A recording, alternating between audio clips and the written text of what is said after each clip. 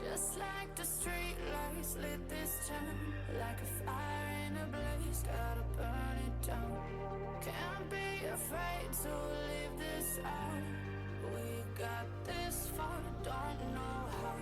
I see danger in your eyes. They know we'll burn down the night. Coming just like the sunrise. You know that we gonna light it up. Tonight we gonna light it up. Tonight we gonna light it up. Just like the sunrise, we gonna light it up.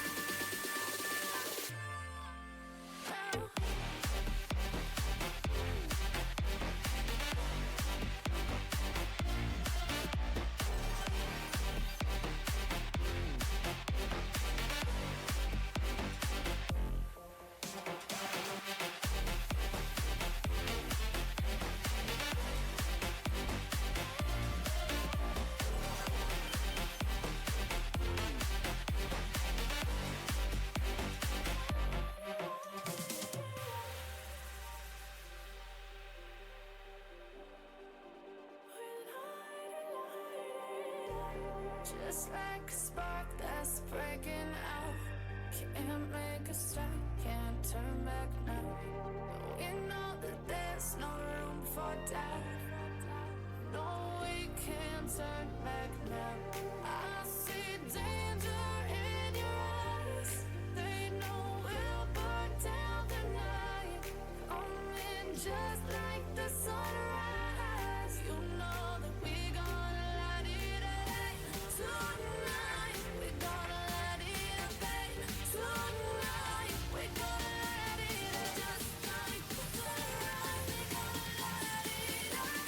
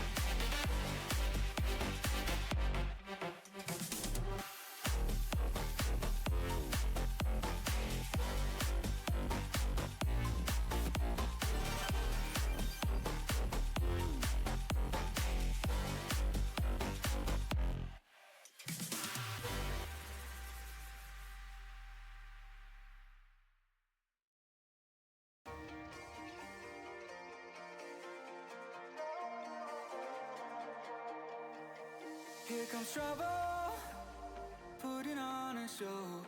Like a domino, I fall. Another bottle, don't know what to say. Send me on my way to you. I know you're all that I want, but I don't even know your name. So don't go and leave me lonely. I'll show you another way. And you say it's a one-night thing, but I want something more than that. So don't go and leave me lonely. I'll show you another way.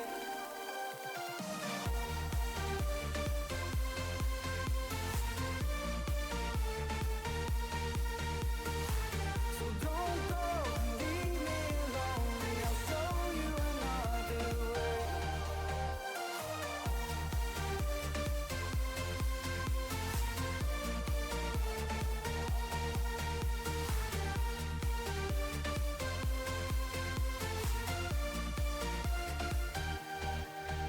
Eyes wide open, holding out for you. Tell me that it's true. Oh, did you notice? I saw you over there, looking like a heartbreaker. I know you're all that I want, but I don't even know your name. So don't go and leave me lonely. I'll show you another way. And you say it's a one-night thing, but I want something more than that. So don't go and leave me lonely. I'll show you another way.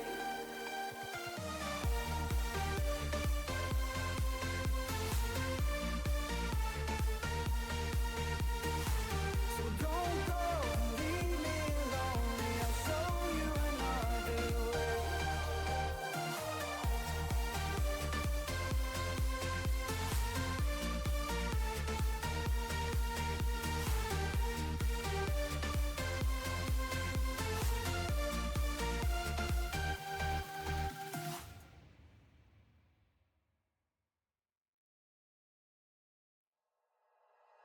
Like you, be strong to hold the powers of the sun.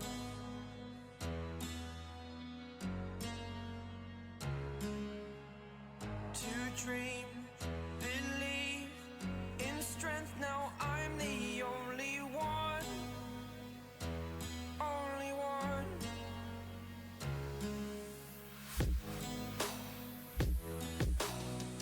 I was an ordinary boy until I broke the rules. My life destroyed, my life destroyed. Until I walk awake, scream my mind, I shout, the ground shakes. How much can I take? My mind will break. Will it break? Can I take? Can I be your superhero? Superhero.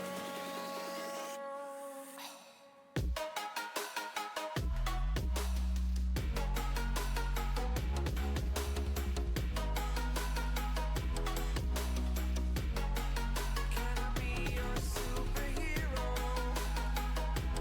Superhero. Superhero.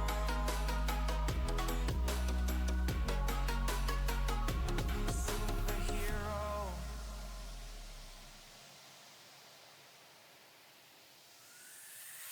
Fly away. It's the first time of today. Today. To dream, believe. You are the strength, you're all I need. Need. Oh, gonna give it a shot. Only one of me to shield you all from the enemy. You're superhero. superhero.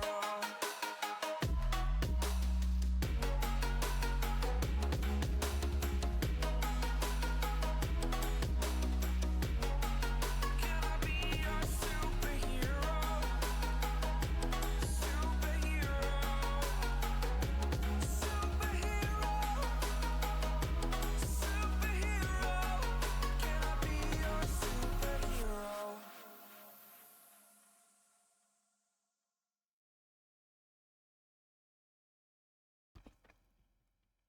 Hello? We are live. We are here.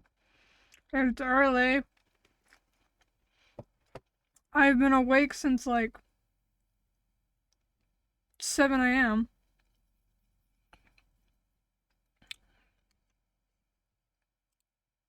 I did not need to be awake 7 a.m. But it's fine.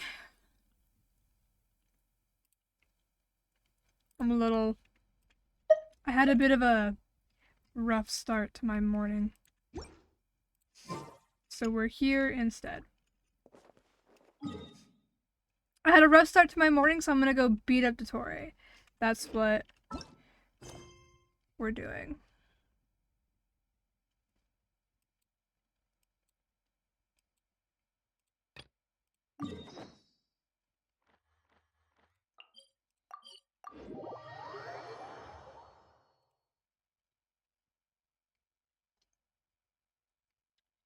There it is.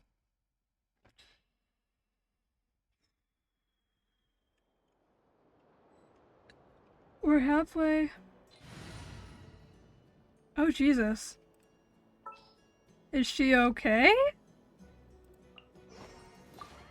Just what will we come across this time? That's quite the way to end your night, Jesus.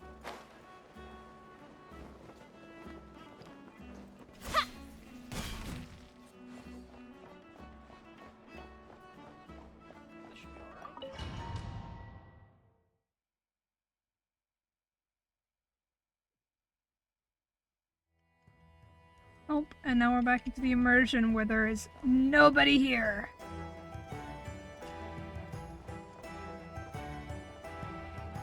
I love not crime music.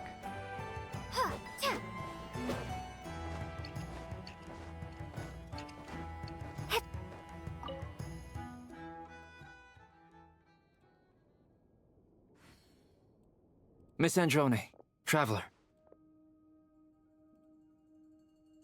Oh, we're not Otto. Hey there.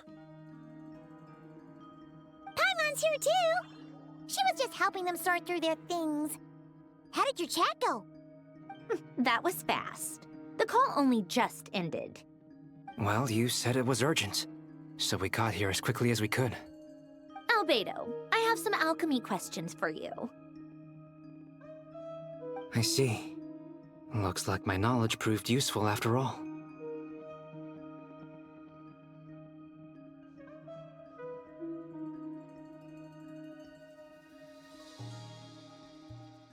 Aw, poor grandma. What's interesting is that my sister fell down the stairs a few days ago and hurt her back. But she's mostly fine, I think. I think she might have bruised her ribs though. My sister. My cereal is getting soggy. I'm taking too long to eat my cereal.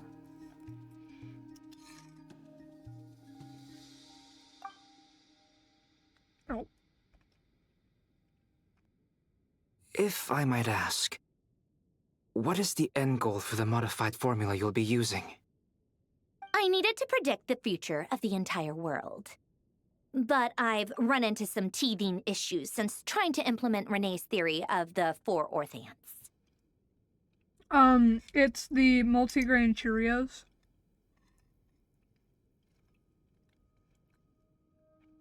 I'm very boring when it comes to what cereals I eat. Multigrain Cheerios. I get like the giant box of it too.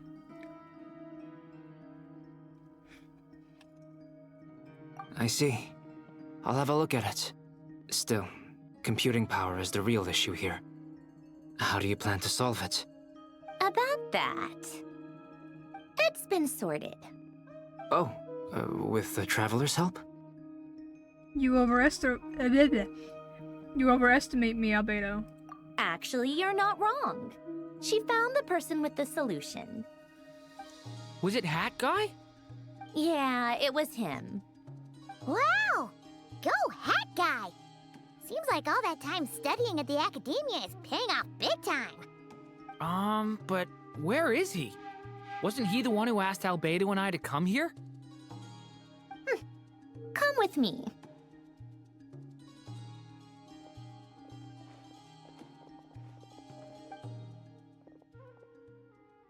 Hat Guy?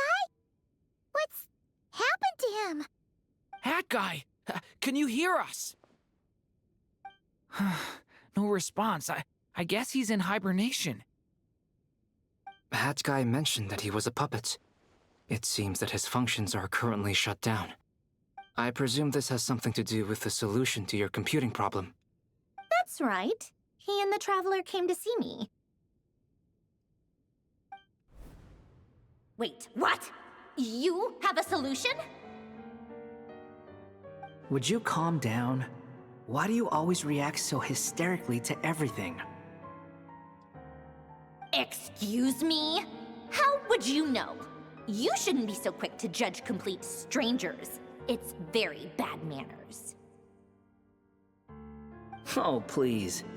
It doesn't take that long to figure out that you have a temper. Where does a mere student get that kind of confidence? I've actually published more papers than you. Not that status counts for much. Even Paimon's applied for academia admission. Huh? Are you serious? See? This is why I can't be bothered to explain myself. She recognizes no one's skills but her own. Okay, fine. I'll hear you out. So, tell me, how do you propose to solve my computing power problem? This world itself is constantly processing all kinds of information. If it's the world's future you're trying to calculate, you need a processing device that's designed to cope with that volume. Easier said than done. Only Irminsul can handle that kind of... Wait, is that what you're suggesting? But surely we can't just plug my formula directly into the ley lines. You should be able to tell that I'm not human, right? Yeah, I noticed. The technology, though, seems pretty ancient. Very different from Fontaine's. It's a completely different system. Conrian, to be precise. I'm what they would have called a puppet. Puppets need an energy source and processing power. The artisans who built them sought out the materials most suited for that purpose. You? Do you mean... The Traveler and I have talked it over. She's willing to vouch for you. So, I'll allow you to borrow my core for your calculations. It was built using wood from a silver-white tree, which makes it a small part of Irminsul. Conrian technology and Irminsul wood. Who in the world could have built you? Are you sure about this? A puppet without its core will cease functioning completely. And if it's left in that state for too long, it might not recover. You could die if you do this. You do realize that, don't you? I can put two and two together, yes. No need to rub it in. I won't lie to you. This has never been done before. I cannot guarantee your safety. Doesn't matter. I'm prepared for the worst. did you two actually talk this through? Is he... Are we really considering this? Yes, we discussed it. The bottom line is, he trusts me and I trust you. Let's give it a shot, shall we? Honestly, I have no clue where this kid even came from. But for whatever reason, he lent me his core to use in my formula. I'm very close to finishing my calculations now, and the core is currently in use. So I'm sorry, but I can only show you a sketch right now. This is what the core looks like. A silver white branch. It certainly matches the legends told about Irminsul. Is Hat Guy gonna be okay? He's not gonna die, right? Right? In theory, he should be fine. As long as we put his core back in time. Beyond that, all I can say is that I'll try my best to avoid risk and make sure the core doesn't sustain any damage. I think I know why you called us here now. Someone needs to watch over his body and make sure it's protected until the process completes. Correct. He said that the only ones he trusts here are you two, and the Traveler. And the Traveler will have other work to do. Look after Hat Guy for me. He will have our undivided attention. Aw, Hat Guy. On a more positive note, things are progressing steadily on my end. I'll call everyone in for a meeting once the results are out.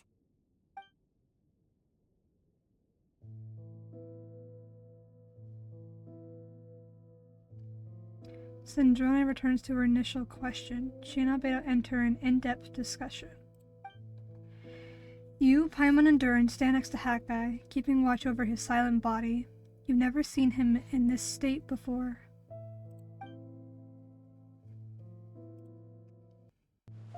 The worst case scenario with the core removal is either a system reset or a total loss of function.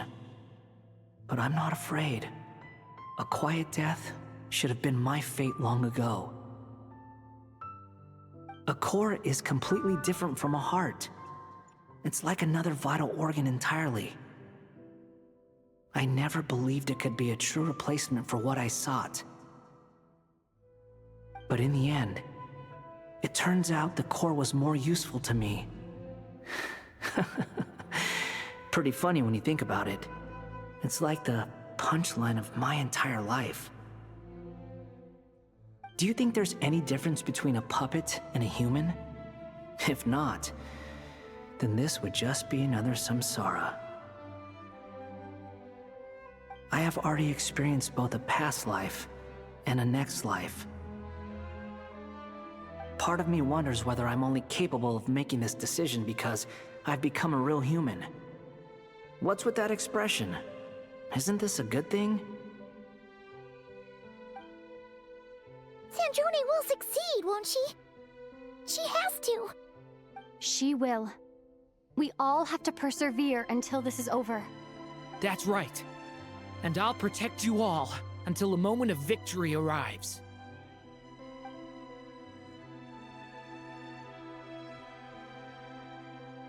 You suddenly feel like the concept of time has become blurry. It rushes forward for you, yet marches backward with every step that Columbina takes. Silent, yet turbulent.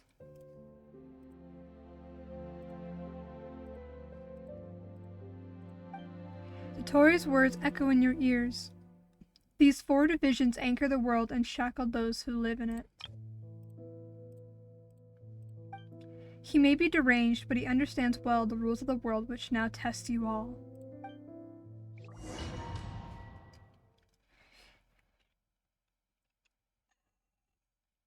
God, I hate Satori.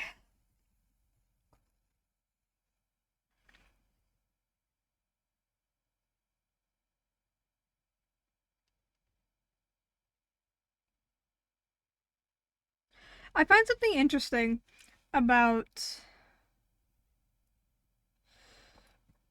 the Fatui.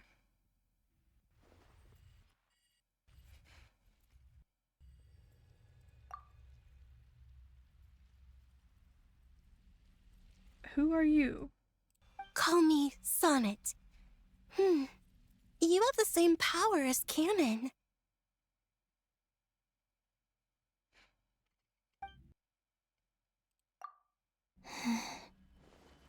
Sonnet. So, you're the goddess of the iridescent moon? Why is the audio being buggy?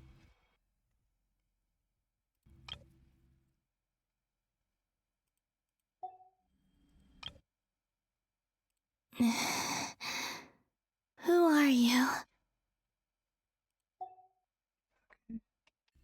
Weird.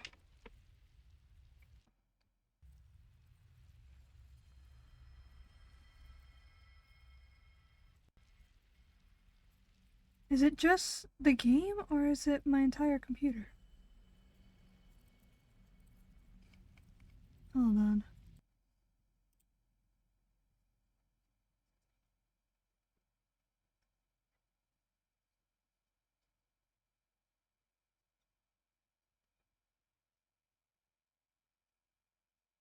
Yeah. Seems like it's the game, not my computer. Not much I can do about that.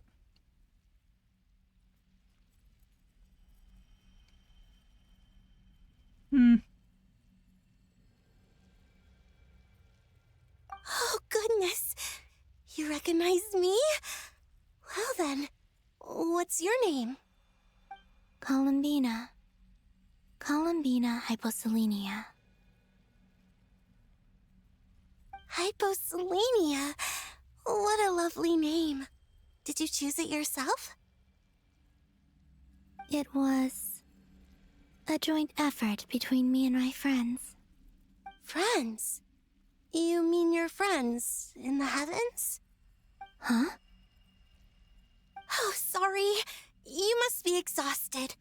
I apologize. Hang in there. Let me introduce you to my older sisters. Do you mean the other two moon goddesses? Arya and Canon? Wow, you sure know a lot.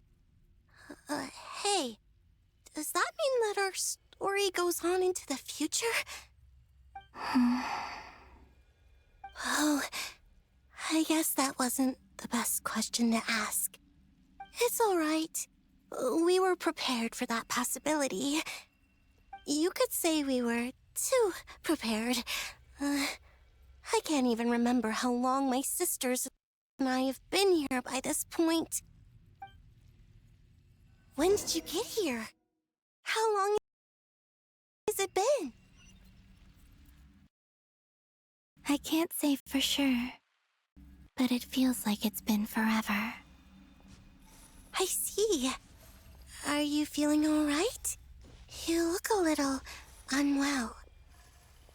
I can hold out a while longer.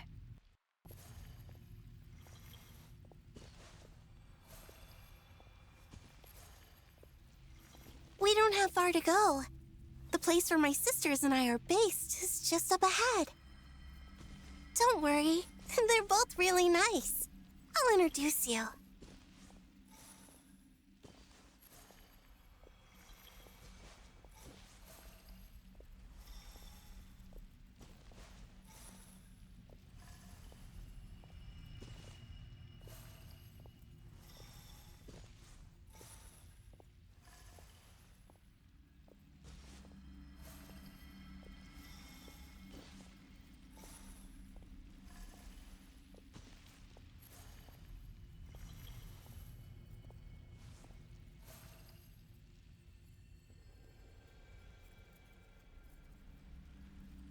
Sisters! I'm back!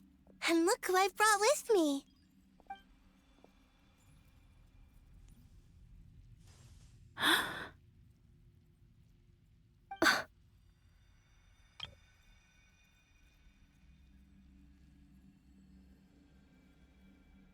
It's our lovely little sister, born in the far future.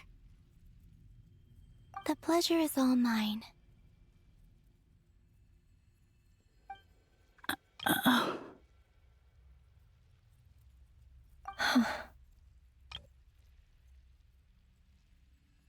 allow me to introduce you to Columbina Hyposelenia.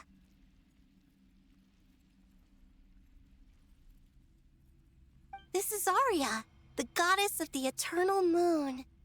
And this is Canon, goddess of the frost moon. Canon, don't you think Hyposelenia's power is similar to yours? Hello, Columbina. I apologize for our startled reaction just now.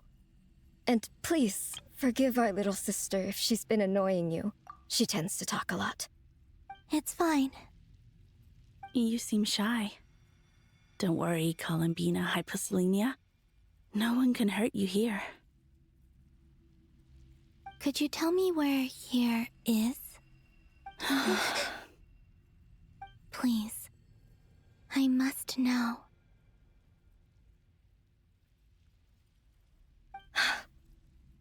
My dear sister, this is where Tevat's original ruler, the Dragon King Nibelung, imprisoned the moon goddesses.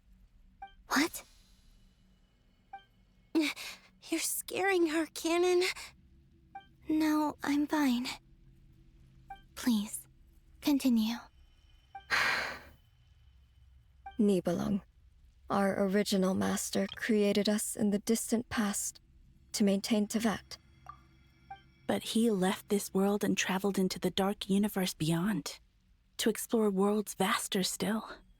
Day and night, we fulfilled our duty in the heavens, until the day that the first Descender arrived. The great ruler of the firmament. The heavenly principles. Is that what later generations call them? I see. But we did not reject them at first, nor did they seem to harbor ill intent towards this world. We coexisted in peace. They were like a guest in our home. Slowly, however, we came to realize that our guest had a growing desire to change and dominate the world. And you didn't stop it? No. There was an order to the rules they set up that Nibelung never taught us. We wanted to know if this order would bode good or ill for Tevat.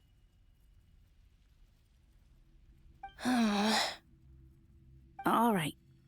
Canon and I wanted to know. Sonnet was against it from the outset.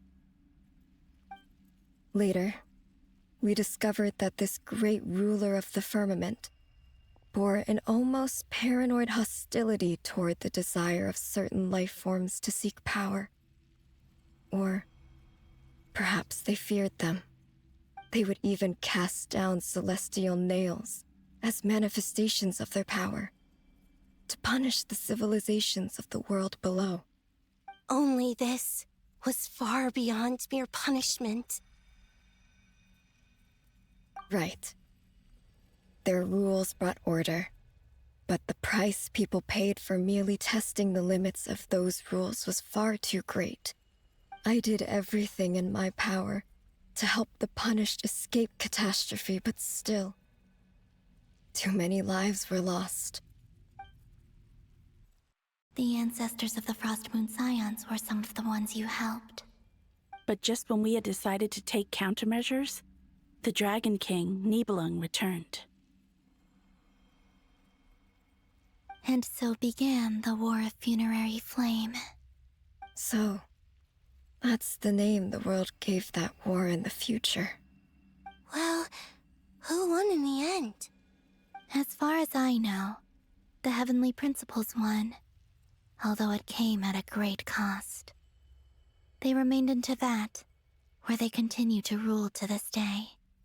And the world's original master, the Dragon King Nibelung, was destroyed. And what of the moons? Are there still 3 moons in Tevat's skies? You can tell us the truth, Columbina. We know we are but remnants of a bygone age. We are prepared for the answer.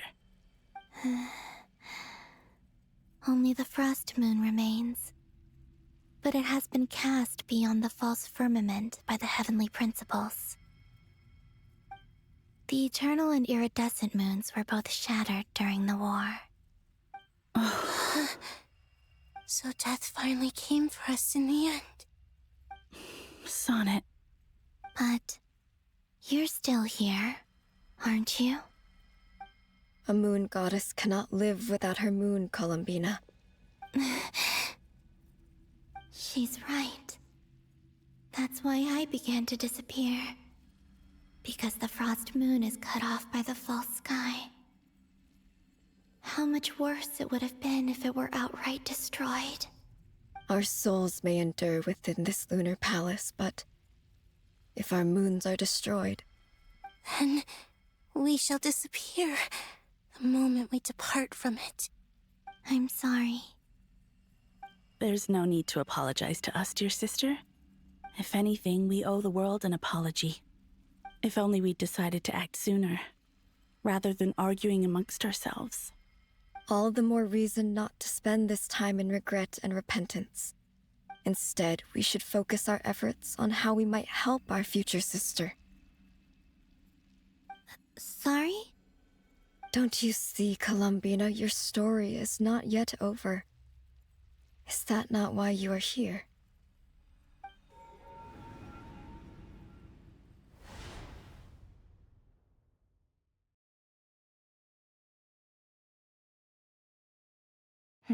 It's done. Initiate numerological array. Continue running primary process. Calculate the world's fate through extrapolation, and identify nodes of potential change. Secondary process, scan for moons. Still 4. The number of moon marrows hasn't changed. Wait, let me think. Is it possible that there's something I've been misunderstanding about the moons all along? Variables. Variables in the world. I know where potential variables within the world come from. So what about the moons? Are there any variables there? Like their life or death, for instance. What if being alive or dead makes no difference to a moon? But that's so strange. Even immortal gods can die. Why would the moons alone be? Wait! Wait! I've got it! I've got it! If alive or dead is considered a variable, we might have had this wrong the whole time. No one ever said that a moon marrow equals a living moon. We just made that assumption ourselves. Initiate secondary process. Scan again, this time filtering out interfering perimeter, moon marrow. I don't care if they're natural or artificial. Get them out of my search results! Why? It says 3 moons still exist in Teyvat, even after excluding the moon marrows. But we know for a fact that 2 of them are dead. Redo the scan. Narrow the results to living moons and real moons. No, scrap that. Narrow it down to moons that have lunar authority and remain alive. Why? Why is it still 3? What is this, Columbina? Has the world lied to us? Or are you the one pulling the wool over our eyes?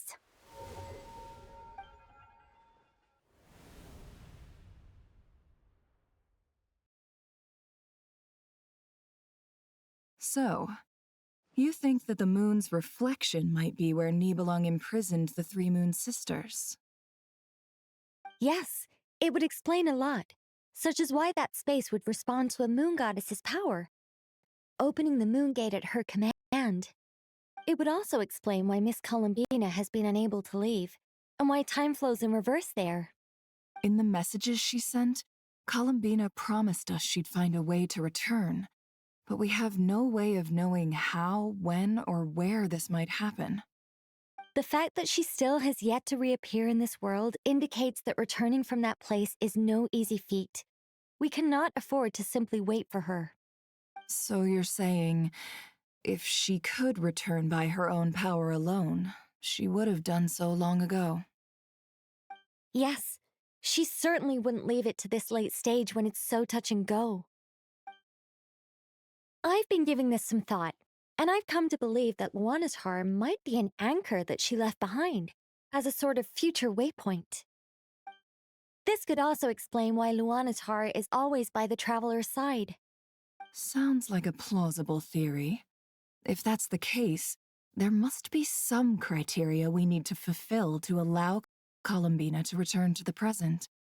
The question is, what could they be?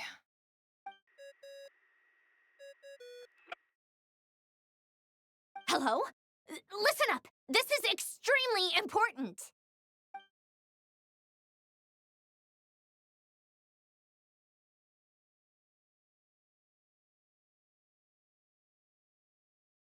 Not only is Columbina alive, but she may well exist in a form unimaginable to us. I'm still unclear on the details, but she's done something truly inconceivable in the past.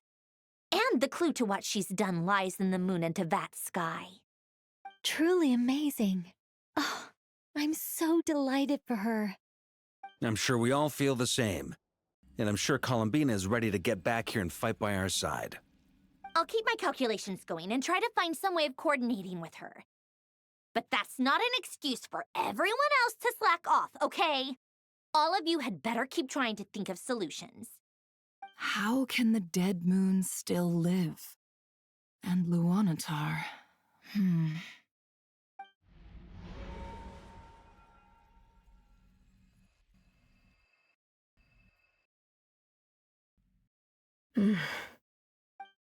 It's hard to believe that's what will happen in the distant future. Our authority is linked to the most fundamental rules of Tevat. I suppose it's no wonder that many would covet that power. I didn't realize that when you said friends, you meant people who live down in Tevat. That's so lovely.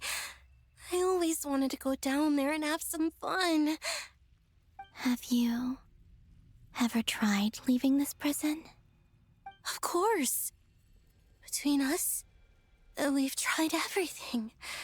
But no matter where we go, this space will eventually bring us back here. It's like the center of a whirlpool. Everything ultimately converges here, at the moment when Nibelung imprisoned us. In that case, have you tried using any of those pathways that connect this space to the real world? Sorry? What are those? They're passages through which you can make small-scale changes to reality by using Kuvaki. Or am I the only one who can use those passages? Because part of my soul remains in reality. Kuvaki. What is that? You don't know? It's a unique kind of elemental energy found only in Nodcry, the land from which the moons arose. Oh. Well, it's true that the moons first rose up from the part of Tevat you say is called Nodcry. But there is no difference in the elemental energy between there and anywhere else. What? Could you show us some of this Kuvaki? Hyposelenia? Maybe if we see it, it'll make more sense. Okay.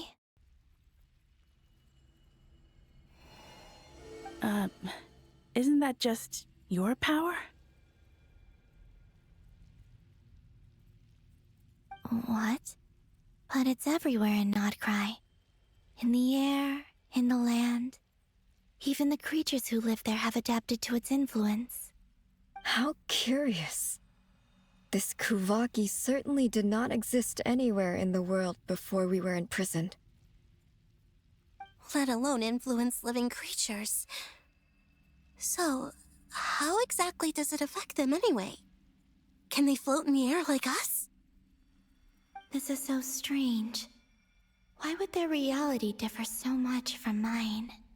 Columbina, you're looking for more than just a way out of here, aren't you? Yes. If I am to help my friends, I will need tri-lunar authority on par with that of our foe. You mean... you'll need our power? This sounds extremely risky. The Three Moons' powers are not mutually compatible. Concentrating them into one goddess will be a very painful process. And if anything goes wrong, it could tear you to pieces. I know. But I'm willing to take that risk. Even so, let's say we successfully transfer our authority to you. How will you take it outside this prison?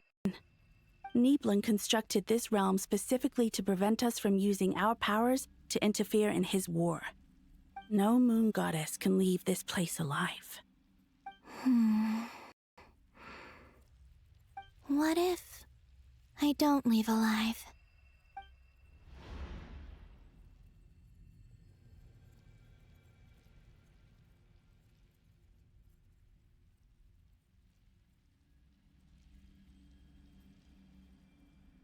Where do we even start? How are we supposed to figure out what we're meant to do to help Columbina?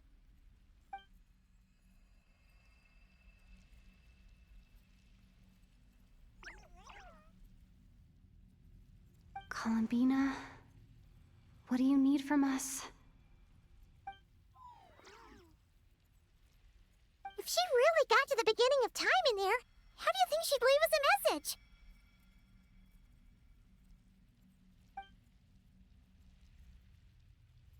You don't think she'd write it down on a stone tablet somewhere in the hopes that we'd find it, do you? Seems unlikely. Columbina may not talk a lot, but she thinks deeply about issues like this. Let's review what we know. This is the Columbina who fought alongside us against the Reikir of Solnari, and with whom we celebrated Moon Prayer Night. She knows our personalities, our ways of doing things, even our unique strengths and abilities. So, if she wanted to tell us something from a long, long time ago, what would she do? Oh.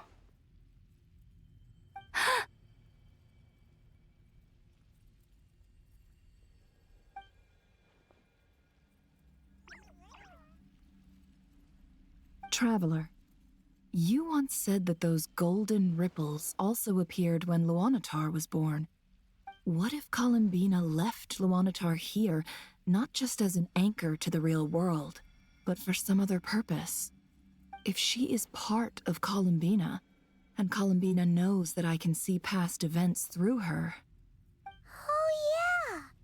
Like when you peeked into Rir's past through his heart! Nefer, wait! If you're right about this, and you can really see past events through Luanatar, your eyes, they'll... Oh, I know.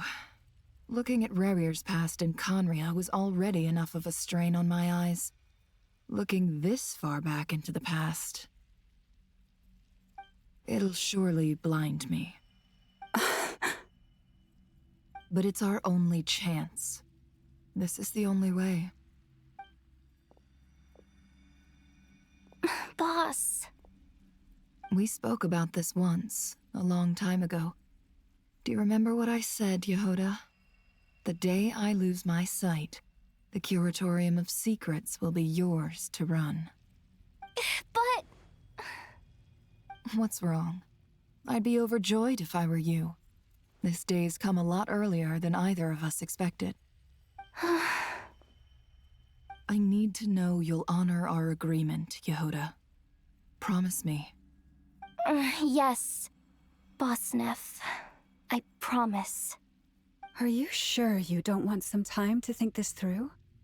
What is there to think through? I should have gone blind after our battle with Rerir. Frankly, it's almost criminal that I got away with it for this long. Then at least let me take some precautions on your behalf. And if you really do lose your sight, I'll visit your office every day and make sure you're well looked after. Oh, please, anything but that. I was actually ready to go through with this. Are you trying to scare me into backing out? As if I could ever scare you. I'll assume you're just joking to calm your nerves. All right, enough chit-chat. Let's do this.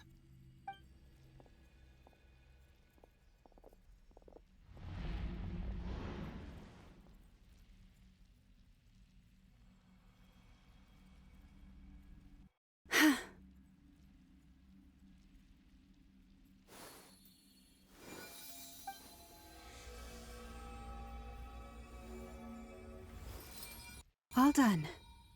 Good. Now give me some space.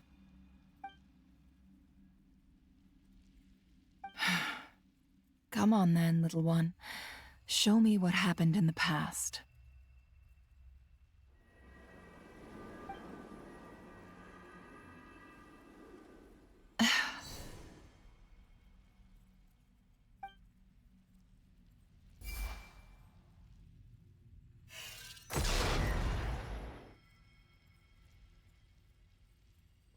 Between the Trilunar Authority, Kuvaki, and the soul-surviving moon, the Frost Moon, I think I might know how to get back.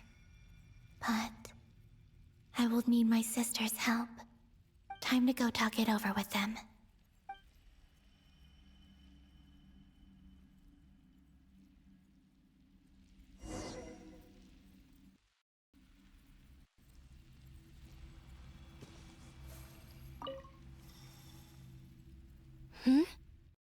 Have you decided what to do? I hope it's not too dangerous. You really scared me when you said that thing about not leaving here alive. Come on, let's go find the other two.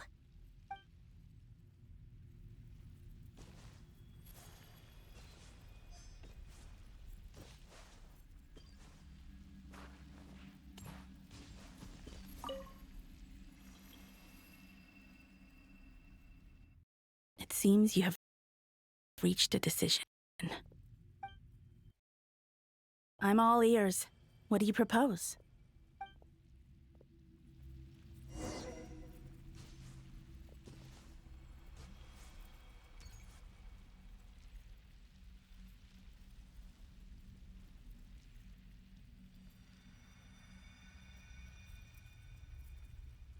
Have you figured it out, Columbina?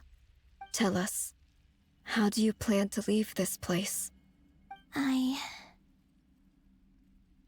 intend to die here, in this moment, and then be reborn in the future with the help of my friends.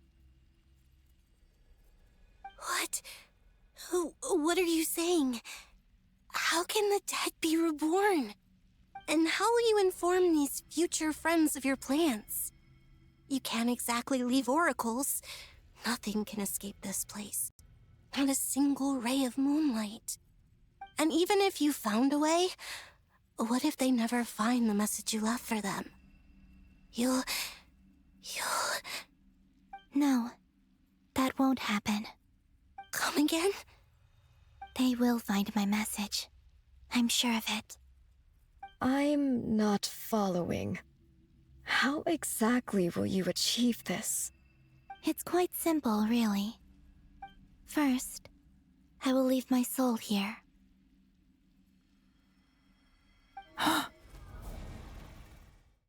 I see it. Your soul? You mean your divinity? Yes. I once left a portion of my soul in the future. One so small that this prison barely noticed anything. In this very moment, she can resonate with my soul across time.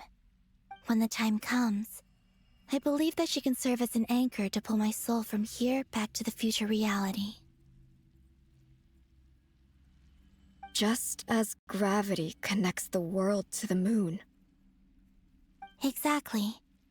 In the future, where I came from, the moon has been cast beyond the false sky, but I can still feel that it is there. In a similar way, I can feel a connection to the soul fragment I left behind even now. My friends can use it to detect my presence. But how do you just leave your soul here? Is that even possible? On my way here, I met an ordinary mortal who entered this place long before I did. Her body is long gone, but her soul remains. And before that, I encountered an old enemy whose entire soul survives here intact, while the power that once corrupted his body has faded away. So, perhaps this space is specifically designed to imprison divinity and authority, but not the physical body. You don't like the Dodoko sound? I quite like the Dodoko sound. I think it's a cute little sound. Like, I would genuinely make that sound my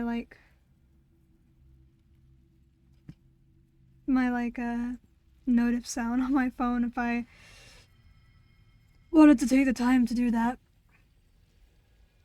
So every time someone texts me, I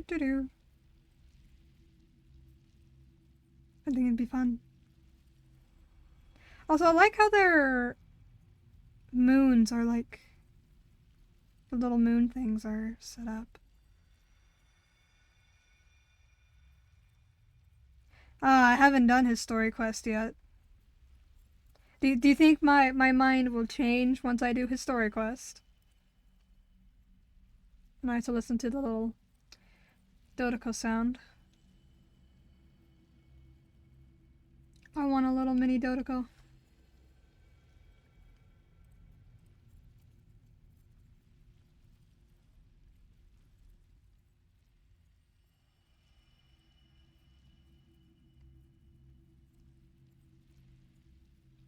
Might? Oh god.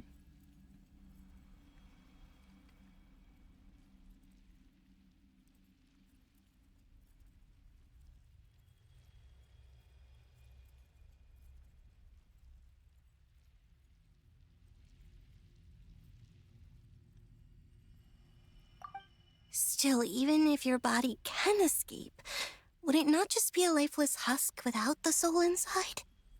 Wait, is that what you meant when you said you wouldn't leave alive? Yes. I shall turn my body into moonlight and pour it over Nodcry. That power shall protect the land and quietly blend into it, awaiting my soul's return in the future. However, I cannot do this on my strength alone. I would need your help to do this, so I'm humbly asking for your assistance. Oh, dear sister, you need not be so formal. As I said before, we are but remnants of a bygone age. You, on the other hand, were born alone in that distant future, and you have walked a long and lonesome road since then. How could I bear to let your story end here in this dungeon? Don't forget, we are your sisters, your family.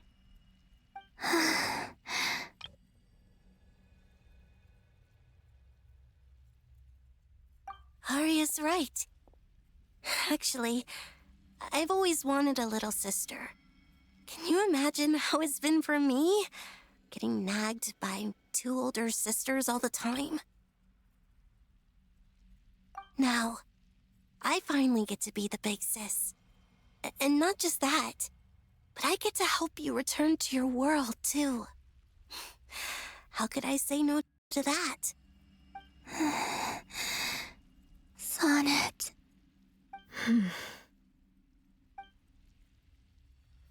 Canon? I'm sorry. I know this is a bold request. The Frost Moon is rightfully yours, and it remains intact.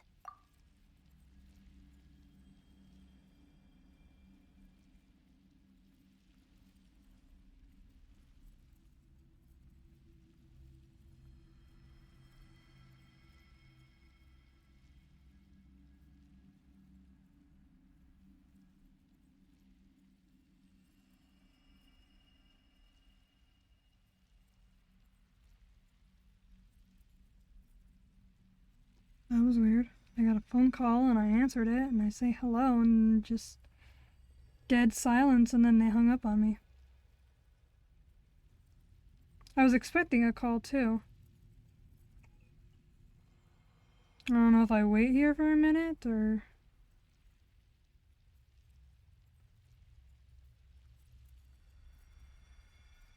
That was odd.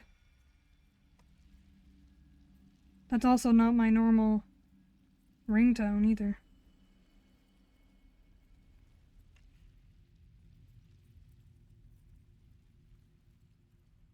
Okay. I'm expecting a call, but whatever. Oh, no, please. Don't misunderstand me, Columbina. I was just thinking back on the years that the three of us once spent together. You cannot imagine how happy I am to hear of the future world you describe. The Frostmoon Scions, your lovely, kindly friends. For the three of us, whose purpose in life was to maintain the peace in Teyvat. It is a great relief to know that the people of this world live in such an abundant future. If your plan can save them, and save not cry, I will gladly give you all that I can. Besides, the three of us have been together since the day we were born. I could never abandon them to live on alone without them.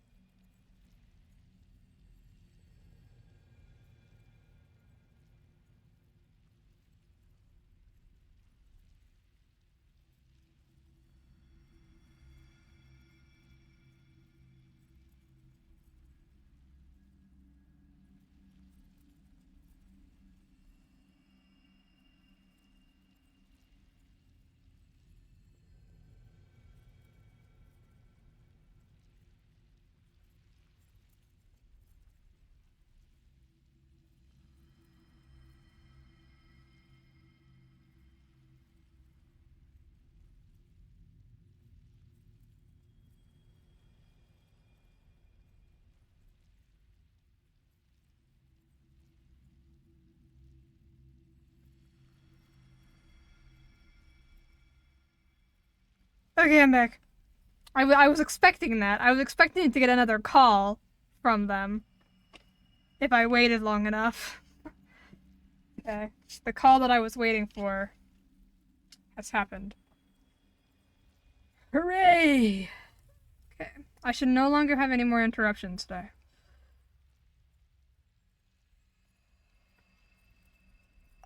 Canon. Still, I do have one question I would like to ask you before we proceed. Certainly. What is it? I just realized you said something. I did not set. You said that as your ringtone, and the first person who calls you after you said it is someone named Alice. Oh God. It would be funny if I could just if I knew somebody named Alice, but I don't think I've ever known anyone in my entire life named Alice.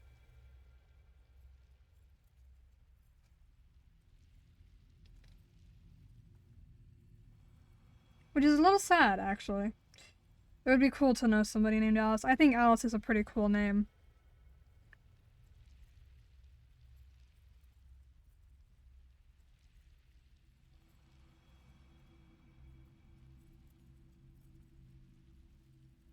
Oh.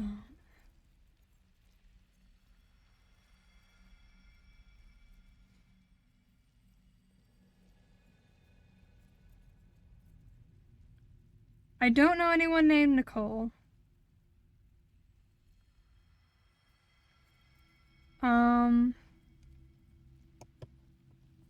I think I knew someone named Nicole in elementary school, but I don't think I've ever met anyone named Alice.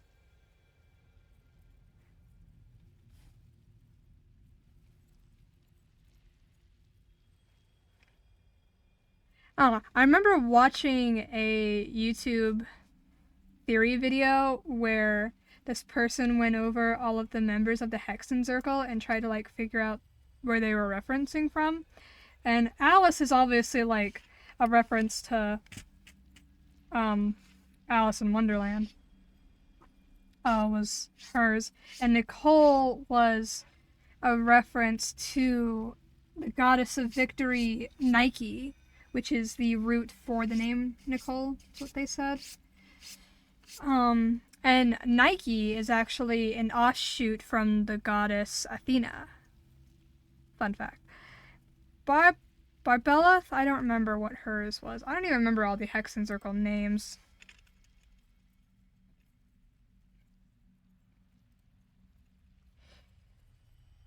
Oh, Rhine Daughter. I don't remember that one either. Anders' Daughter was reference to the author Anderson.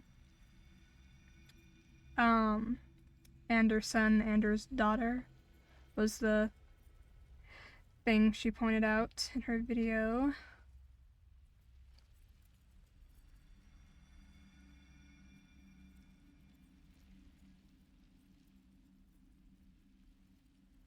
Belov.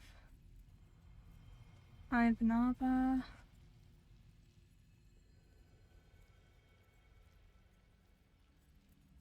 Merry Witch, Seer Witch, Tricksy Witch, Story Witch, Memory Witch, Wander Witch, and Sage Witch.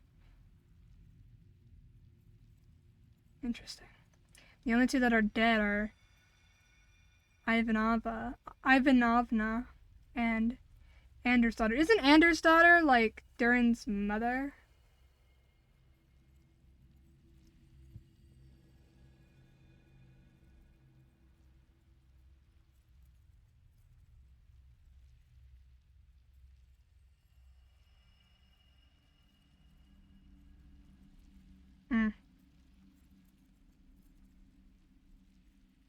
Scarlet, who's the sister of Jay? I don't know who Scarlet is.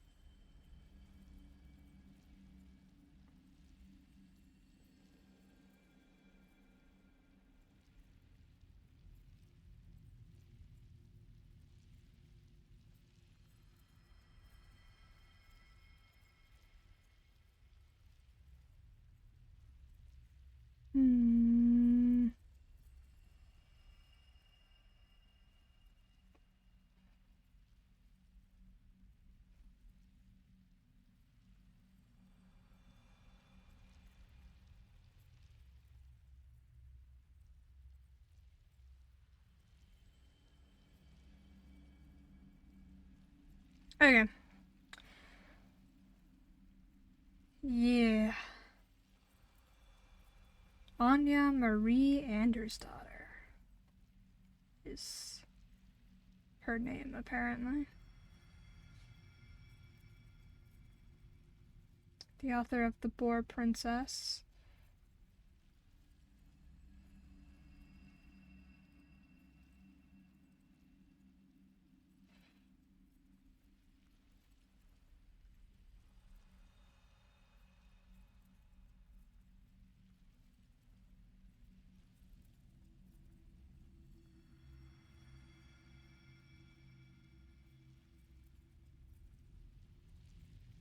My hair needs to be cut. Hair's getting too long.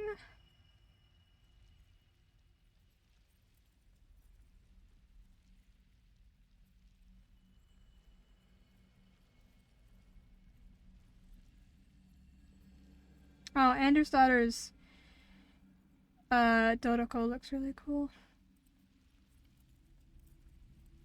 It's very cute. I like seeing what their little Dodokos look like.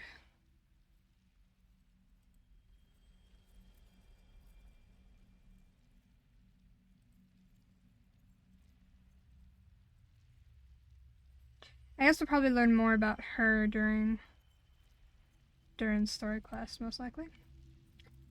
It's the wild guess. Why do you cover your eyes?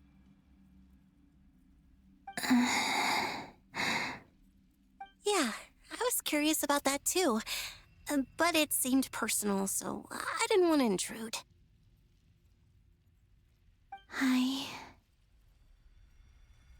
There was a time when I refused to look upon the world. I believed it was full of nothing but lies and falsehoods. I wished to hide my feelings, seal my heart, until I could return to my true home. I see. Perhaps that decision saved you from ever having to see the false sky again. But at the same time, you likely missed out on many true and precious things, like the smiles on your friends' faces. Promise me this, Columbina. When you return to the future, open your eye around you and see your friends. Promise me this, Columbina. When you return to the future, open your eyes, take a look at the world around you, and see your friends. Yes. Just trying to hit that button. I'm sure that you know this already, given that you long to return. But that is your true home. Give me your hand, Columbina. Arya, Sonnet, you too. Okay. All right.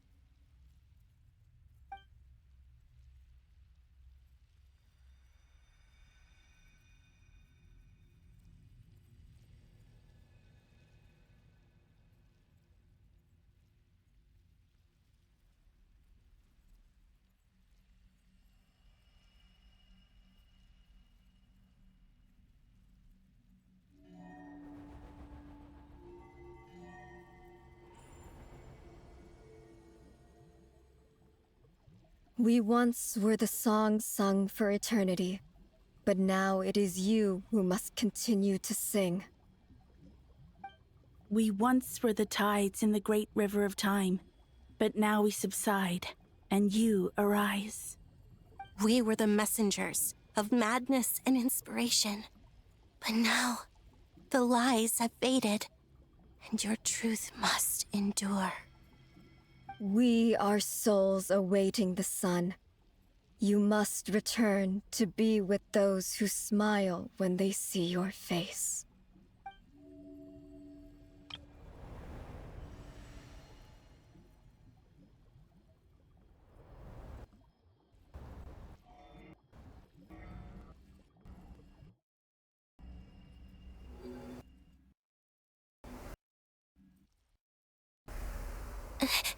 Is it done? Yes. We have transferred the authority over all 3 moons to Columbina Hyposelenia. From this moment on, she is the Tri-Lune Goddess, the one and only moon goddess of this world.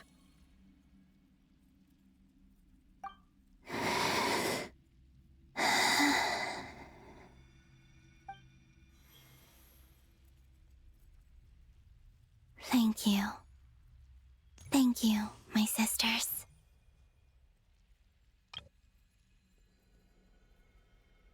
Now go, and do what you believe is right, Columbina Hyposelenia. Be aware that we cannot grant you the power of the 3 moons beyond these prison walls. The conflict that arose over their remains following our disappearance will still take place. I understand. Sisters, oh, my body. It feels... Now that we have given up our power and authority, our bodies are merely mortal shells. This prison is dissolving them as we speak. It's okay, Sonnet. The end must come for every god, just as it does for every human. That's all this is. The final destination of our lives. Canon and I will be by your side the whole way. We have one final request, Columbina. Could you use the 3 moons' power to send us back into the real world? Now that we have lost our powers, I doubt this space will seek to hold us further. It's just...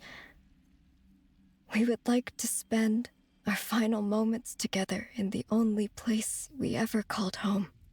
Of course. Gladly.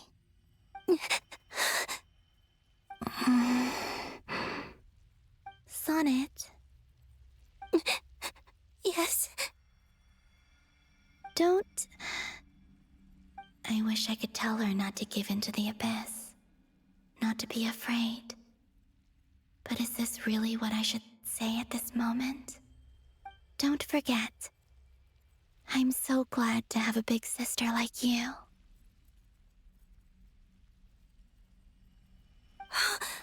No, Hypo... Thank you.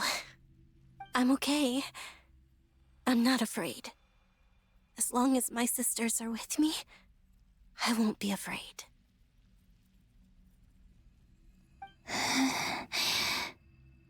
It looks like this is goodbye, sisters. Goodbye, Columbina.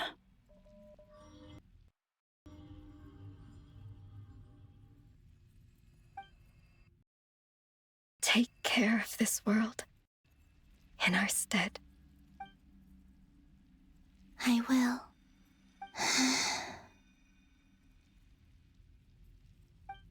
And now, it's time for me to bid farewell to my body, too. May it become the moonlight that keeps Nodcry company through the long years ahead. So this is why Nodcry was not always home to Kuvaki. It only appeared after I poured my body out upon this land, and only this land. One question I have is, why did the Heavenly Princess only destroy the Eternal Iridescent Moons, but only flung the Frost Moon out of the false sky? That is an interesting question. I don't know. Well, because we know one of them was corrupted by the Abyss, but were they corrupted by the Abyss before or after the Heavenly Principles destroyed them? I'm gonna say it was after, but I don't know. Maybe the Frost Moon was the strongest of the 3, and so the Heavenly Principles wasn't able to destroy it completely, so they instead launched it into the beyond the false sky.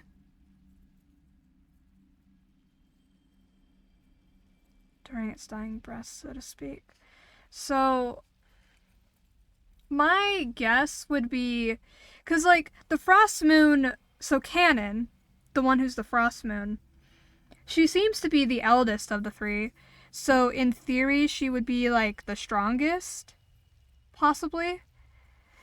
As far as I understand, the three moons all have like slightly different powers from each other too.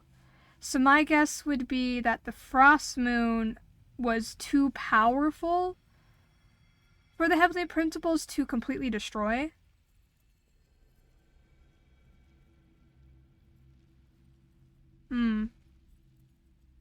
Maybe it has something to do with what powers the different moons have.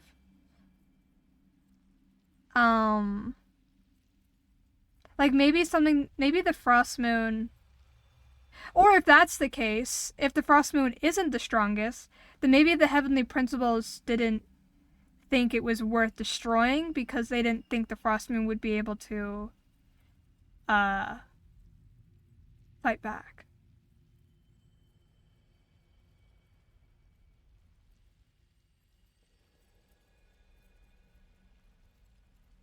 I don't know, that's interesting. It's an interesting thought process.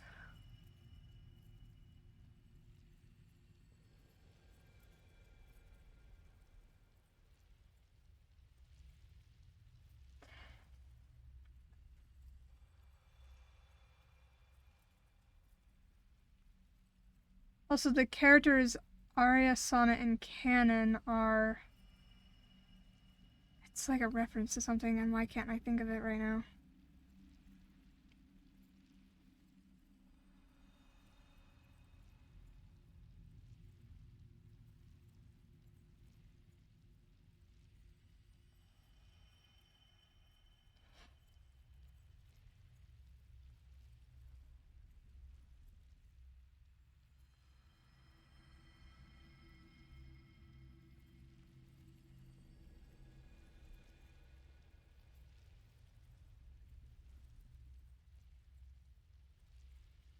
Arya is the largest. Sonnet is... I don't know. Oh, Canon is the brightest.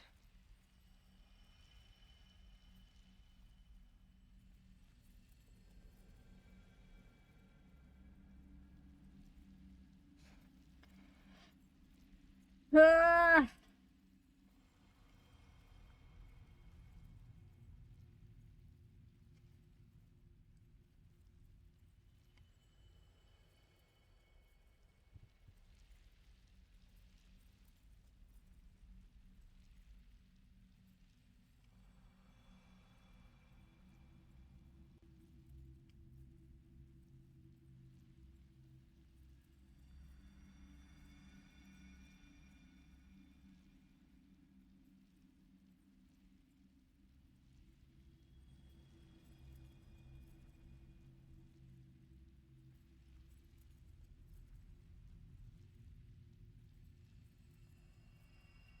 Oh, the moon in the title screen changes after this quest. After the next quest. Apparently... Oh yeah, the moon changes appearance in the game after the next quest. That's not what I was looking for. I was trying to figure out what they were referencing. Where they come from. Their names. Well, Arya, Sonnet, and Canon are all like musical terms. I know that.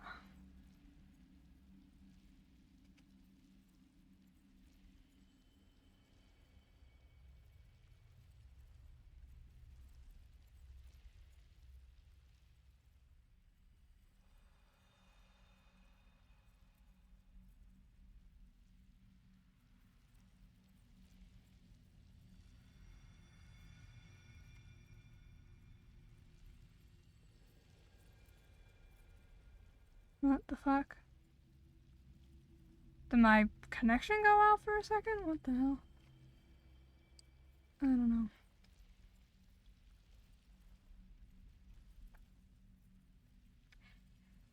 Anyway.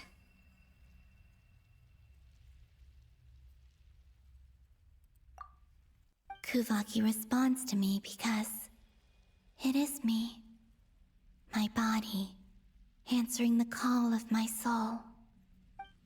And the golden energy I've encountered on my way here was, in fact, that very soul, which I am about to leave here to guide me.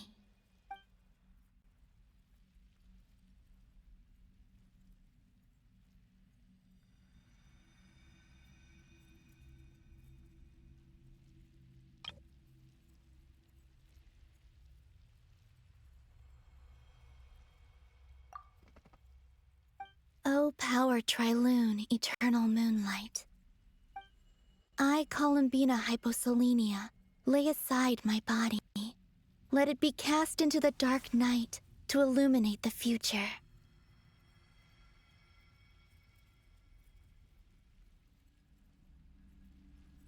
May it be a companion to all who dwell beneath the moon.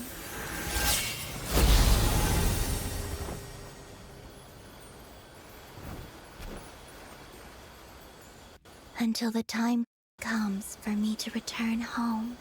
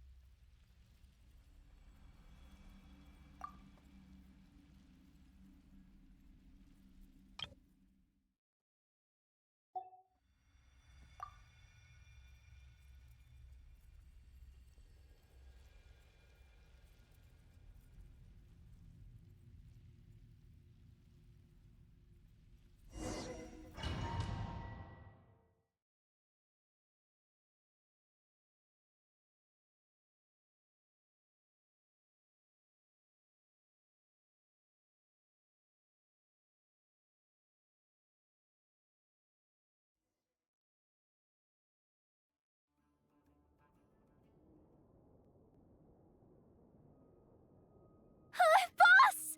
That was crazy! Were we even allowed to see that? Is anyone? Oh, can you still see? How many fingers am I holding up? I see 2 fingers, and a look of sheer terror on your face. Truly astounding, Miss Nefer. Your eyes have glimpsed the very ends of the world, and yet they remain as sharp as ever. Or is the credit for this miracle due to Miss Lauma? It seems that even time itself is no match for your medical skills. Surely you jest, Mr. Flims. I suspect we have Columbina to thank. She must have realized the immense toll that the ritual would take and purposely set aside some of her power in the past to protect Nefer's eyes when this moment arrived. There is always a great price to pay for witnessing the truth, but it seems that this time, Columbina has shouldered that burden on our behalf. She chose the perfect method of getting a message to us. Though her eyes were always shut, she was clearly so perceptive. She knows us well. She knew exactly how we would think and what we would try. Despite being separated by time and space, we're seeing the same possibilities and seizing the same opportunities. We still don't even know if she's okay right now. But as long as there's a chance we can do something, we'll fight to make it happen. We'll get you back somehow, Columbina.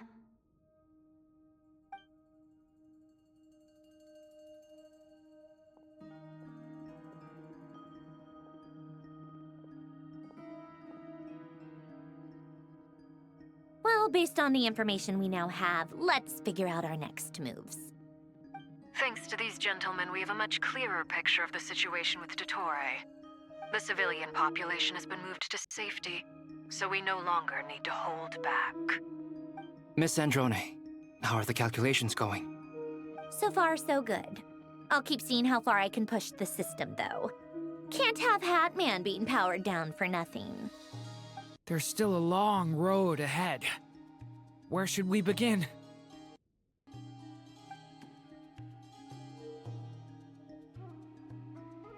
Everyone exchanges looks, then starts discussing a plan of attack.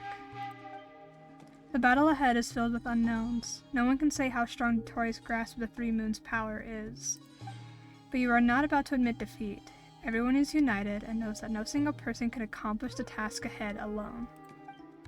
Your only chance of victory relies on everyone working together. And just maybe, as a team, you can reach the moon and bring your long-lost friends safely back home.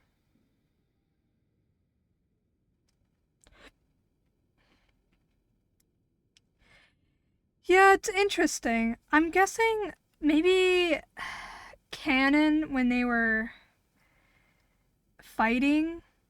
Maybe canon did Our plan something. is clear. Time is short, so let's get moving. Don't interrupt me, Arlecchino. I'm wondering if it has something to do with like how the fight went down. Like maybe canon was putting up so much of a fight that the Heavenly Principles just like launched her beyond the false sky so she couldn't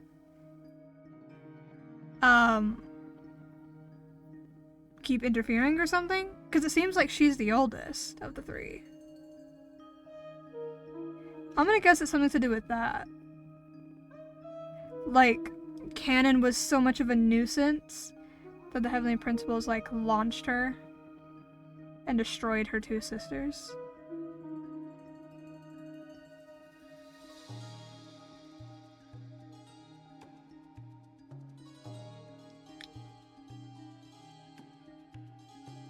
It's true. I don't know.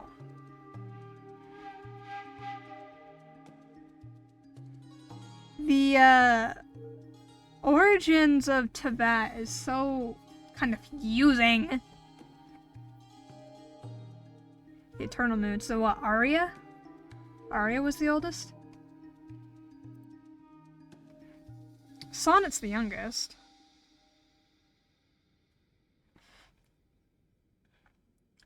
Maybe they didn't see the Frost Moon as a big of a threat?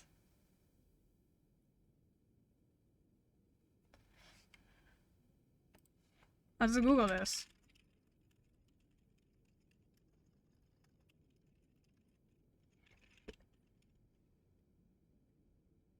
Ah, you're right. Almina is officially the youngest.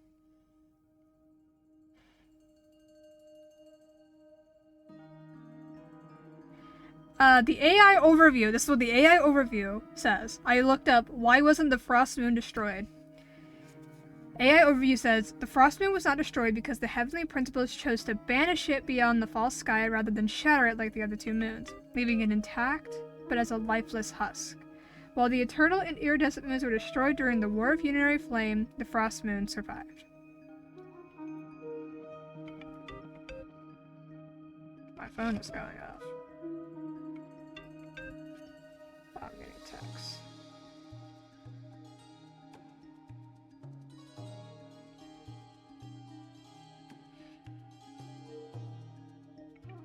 I forgot that I set her text tone to that.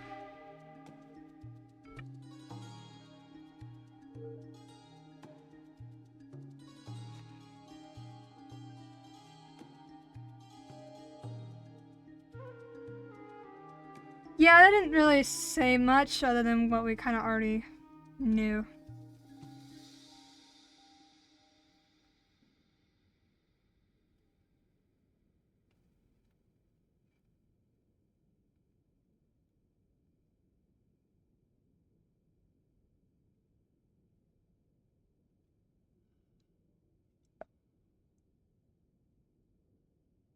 Oh, shit. I must have hit the thing by accident. Sometimes my cursor gets like thrown into like random directions while I'm playing, and I click things by accident.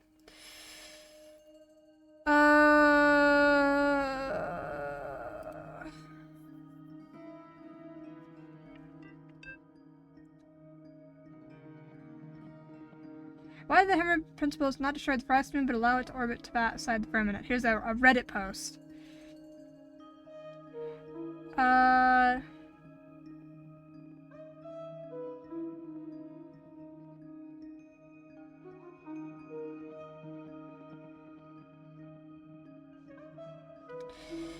This person says, most likely Nibelung aligned the 3 moons and used them to shoot the most powerful energy beam attack. The primordial one took a direct hit but managed to counterattack with an even more powerful attack, slashing Nibelung and 2 moons in the process. It barely missed the frost moon, which got thrown away by the intensive shockwaves of the primordial one's attack. That's someone else's theory.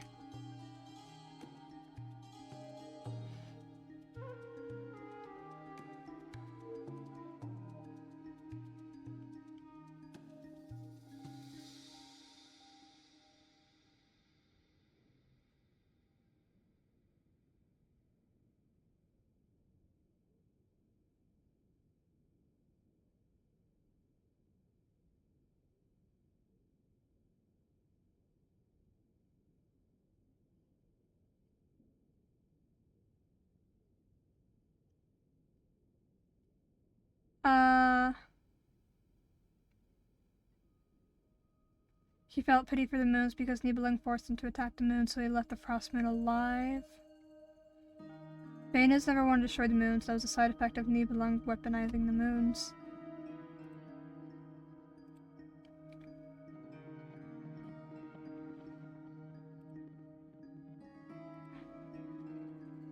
Interesting. This entire Reddit thread is basically saying that their theories are that it's Nibelung's fault for weaponizing them in the War of Funerary Flame, and that's why. I guess, I don't know. That still doesn't really answer anything. Why was the frost moon exiled?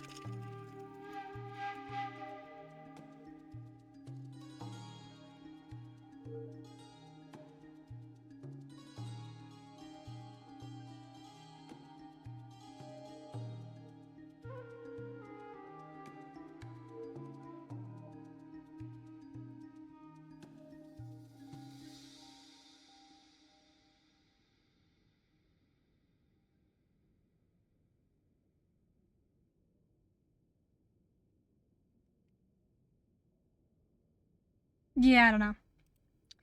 I don't know. There's just never enough time, is there? Time is the bane of my existence. Ugh. Anyway, I'm gonna get back to work. All right, we'll do our part too. Yeah.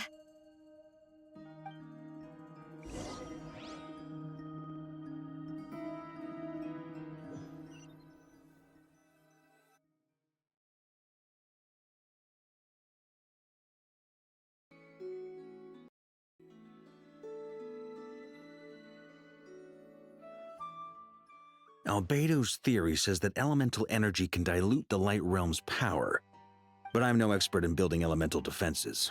Sounds like something out of the advanced elemental theory section of the library. Whew. You seem quite troubled. Well, yeah. I mean, who doesn't get a little flustered when they're completely out of their depth? You were the very picture of confidence back when you approached the Hexen Circle. Eh, I could have been faking it through that whole meeting for all you know. Who's to say I'm not just a ball of nerves in a charming and gregarious package? Oh gosh, really? I'm so sorry, I had no idea. Well, you're all the braver for it. Still, I was much more in my comfort zone than I am here. At least in Mondstadt, you can cry for help from a cliff top and actually stand a chance of summoning Barbados himself. Things have never looked bleaker than they do now. If we don't pull this off, Tevat's doomed, isn't it? Oh, you think so? Actually, yes. Yes, it probably is. It's a shame. Don't put too much pressure on yourself. Tevat has faced annihilation many times in the past, but it also gave us you, didn't it? Hey, don't give me that. It's not like I'm anyone special. I disagree. Every human born in this world is special. We angels have always believed that. In that case, this humble human being has a big favor to ask of you. I thought you might say that. I'm sure Alice, in her great wisdom, sent you here precisely to help us in this difficult time, yes? Well, that has less to do with her wisdom and more to do with my power. Of course, of course. Well, the thing is, these elemental defenses we're about to build, I don't think it's a question of if they'll fail, but when. Durin's findings from his patrols make it clear that Dottore is constantly expanding his territory. First it was his lab, then the design bureau, and now this. It's not realistic to completely stop him encroaching on the rest of Nagcry. Rather, our goal should be to stall him for as long as possible. If Miss Sandroni's calculations are correct, well, they're the closest thing to certainty we have in this situation, so let's assume they are. Anyway, her calculations suggest that our best hope for victory lies in Miss Columbina's return. It's up to us to slow Dottore's advance and buy time for her to make a return. Are you asking me to help you with building the defenses? No. I'd like you to prepare for what comes next. When he eventually reaches us, we will have to fight him. You were an angel once and a mage now. I'm asking you to lend us your protection. Oh. Can I take it that you're triggering the terms you fought for during our three-way talks? Well, technically those terms were about protecting Mondstadt. But if you're happy to agree to the change in location, then yes, let's do that. You're cashing in on this much sooner than I'd imagined. Well, yeah. The way things are going, I might not get another chance. Very well. The mages have heard the knight's plea, and we will respond. To tell the truth, Alice and I had already discussed how we might help you all, so I didn't come empty-handed. I always like to be prepared. This is... wow. Yeah. This is great.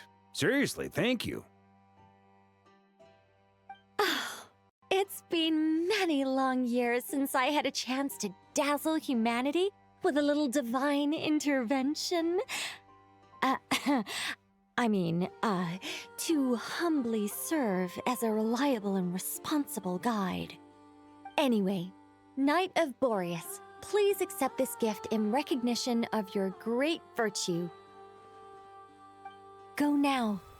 May the angel's blessing deliver you safely to your destination.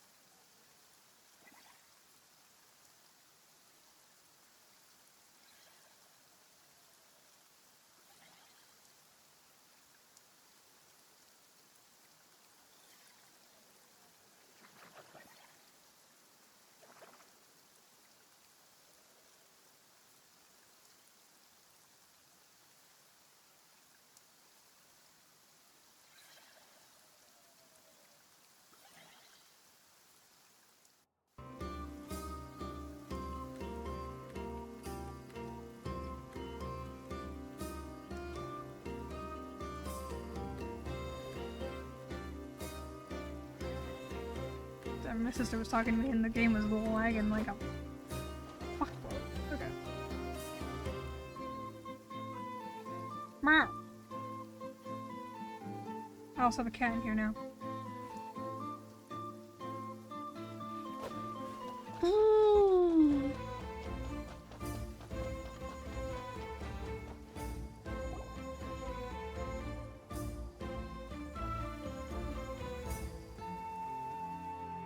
Ah, you're here.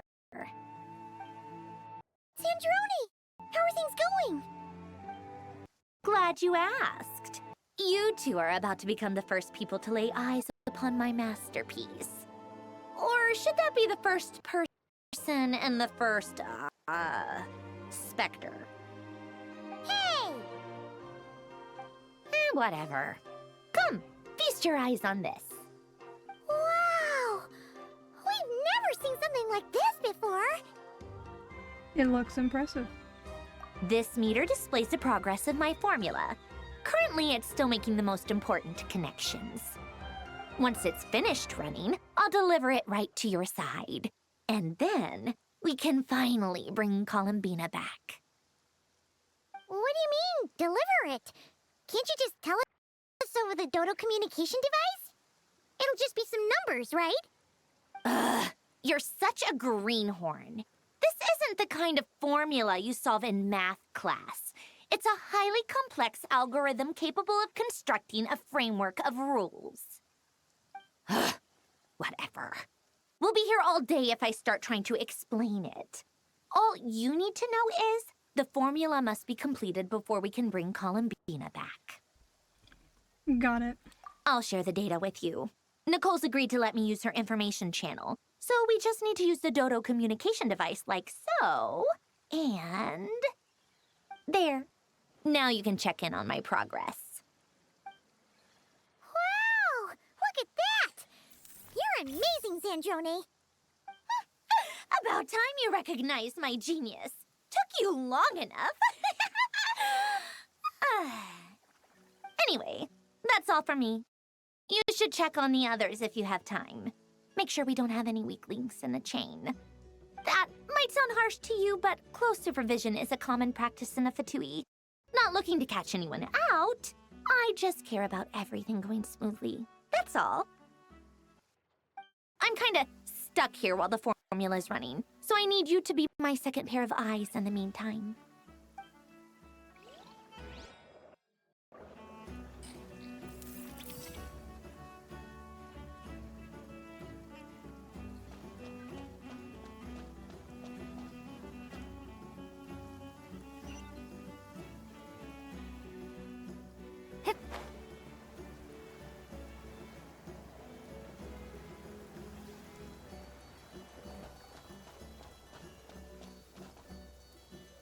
Thankfully, Miss Nicole has come to our aid.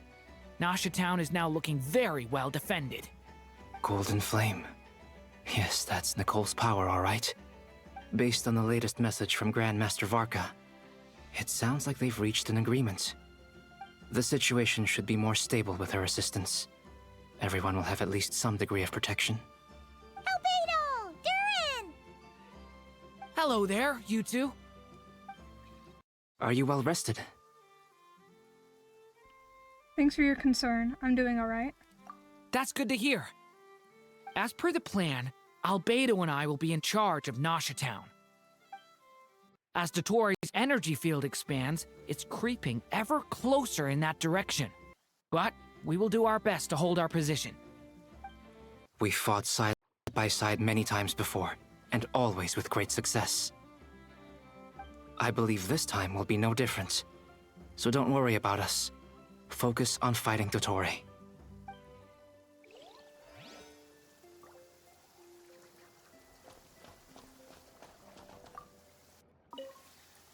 Traveler, Paimon, a pleasure to see you both. Flans! How's everything coming along? Fairly well, if I do say so myself. Personally, I am ready to confront Dottore head-on. Ooh, you sound much more serious than usual. To be honest, I am not usually fond of exercising my full strength. For one thing, it's hardly conducive to maintaining a low profile. Besides, I believe one should have the right to choose when to show their hand. I am conserving my strength until the moment of battle is upon us. Anything to boost our chances of victory. Seeing you get into the zone like this really puts Paimon at ease. Huh, Traveler? Most at ease indeed. I consider it an honor to have your trust. Rest well. I look forward to seeing you both in your element during the battle.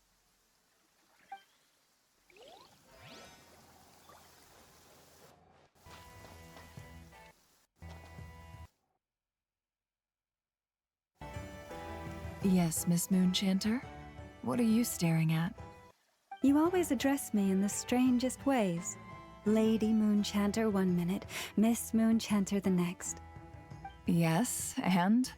Are either of those incorrect? Not as such. It's just that I simply call you Nefer nowadays.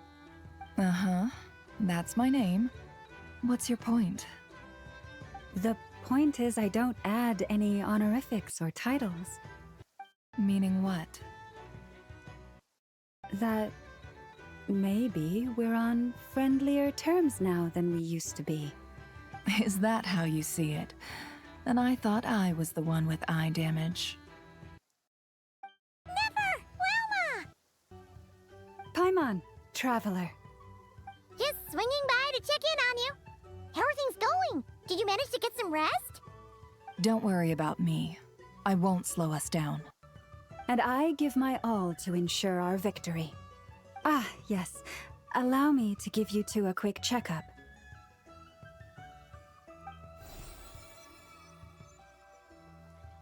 All done. You're both in good shape. We're lucky to have your support. You're welcome. You'll have your work cut out for you in this battle against Dottore, so make sure to get some rest in first. Paimon will keep an eye on her. Don't you worry. I'm glad to hear it. Take good care of yourself, too, Paimon. Sure thing.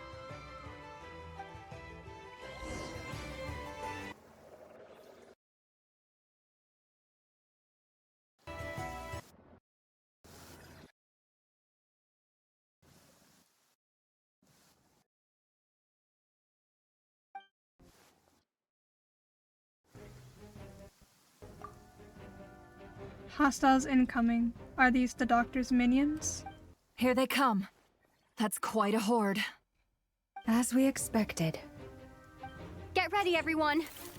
Take your positions and prepare to engage. Let's begin. I'm at the ready.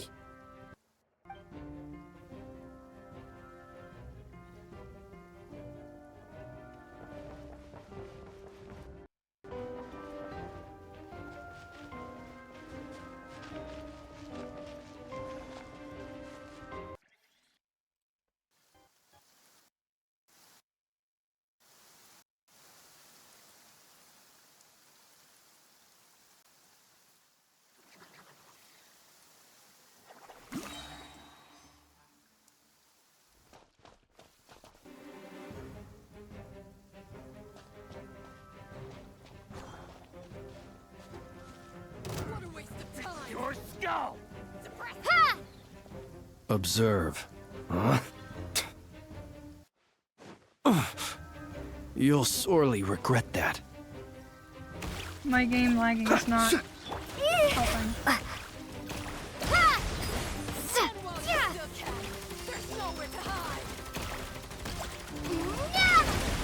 The rain is not helping.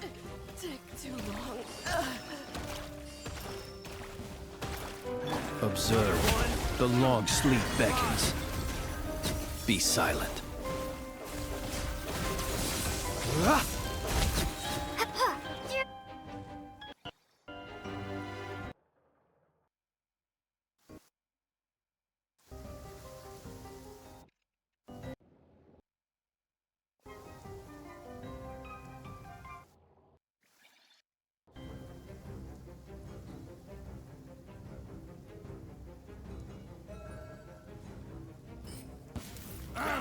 With one heart, we pray.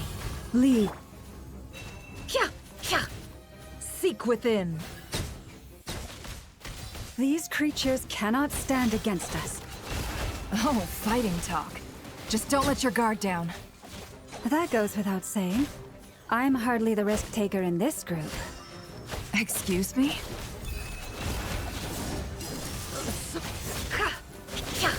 Time to come clean.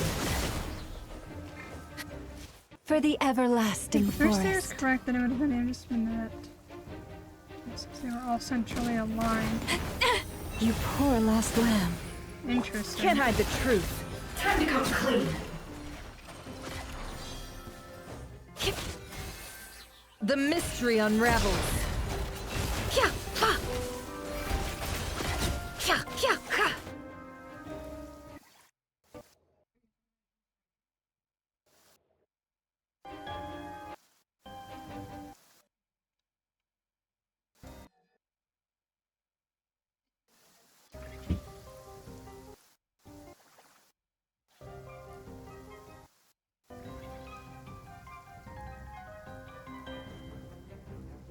The music cutting out is kind of annoying.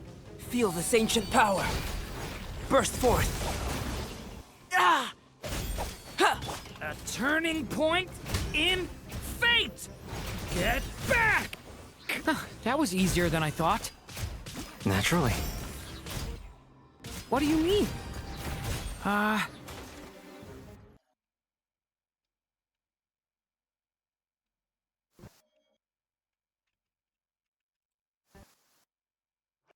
Come on, game.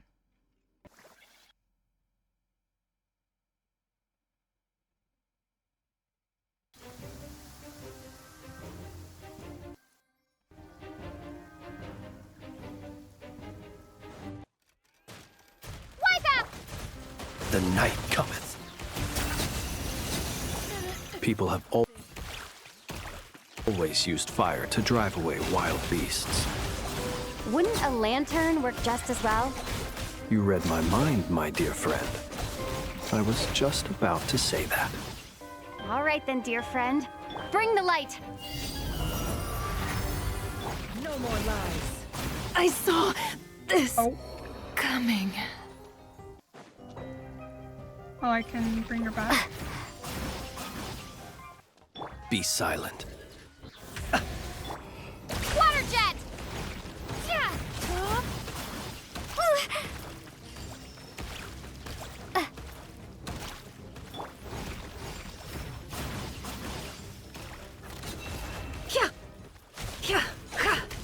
It all falls into place.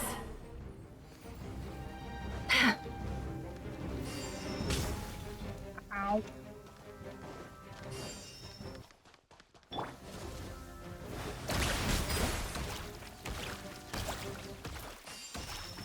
Observe. Close your eyes. Do you fear the dark? Let's see what you're made of. Leave this place. Go!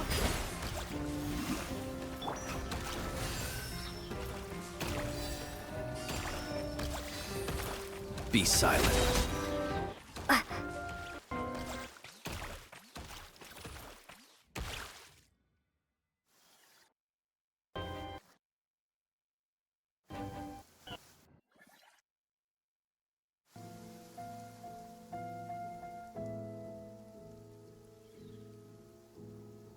You're looking well.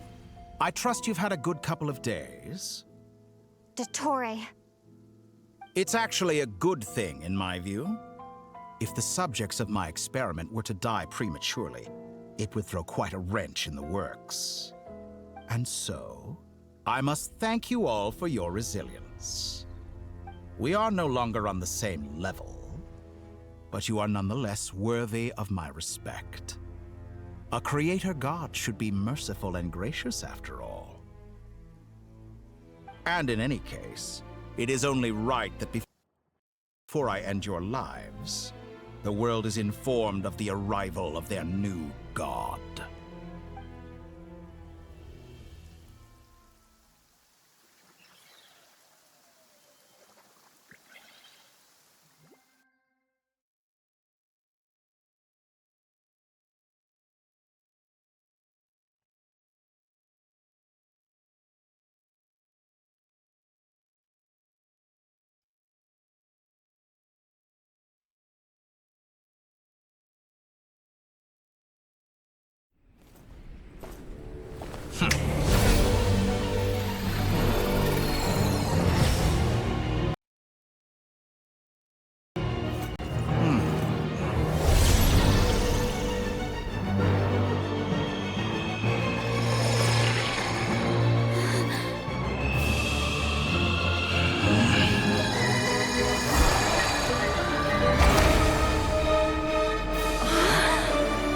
The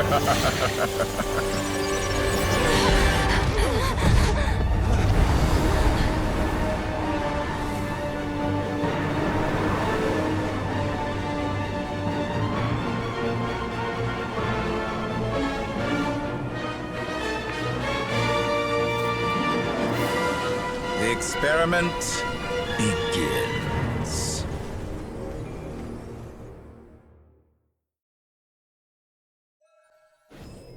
With the marrow of the 3 moons in my hand, behold the false moons fall!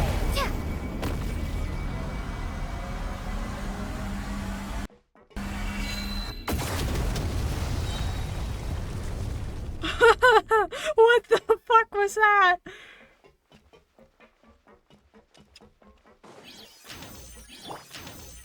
Beware the creatures of the night. Close your eyes.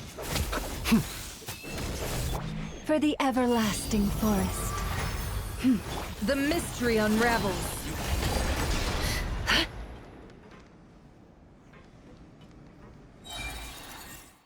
Entropy bends to me. Oh my god.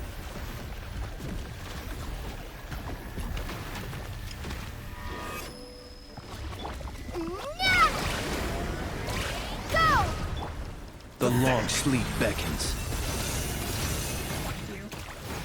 Be silent. Such a simple attack. Oh! Oh. I've been moved inside another space. And it's sealed off. Looking at the structure of it, it seems like Dottore intends to trap us here. There's no exit. Our endurance is about to be put to the test. Okay. Well, I lost Flynn's. You poor lot. It all adds up. Can't hide Opening the the false truth. sky was your greatest mistake. That's what I was thinking. Good, keep it up. I'm still collecting. Did you honestly think that would hit me? Yes, it No did, more lies. actually. Be shackled. Oh my god. Shameless. Woo-hoo-hoo.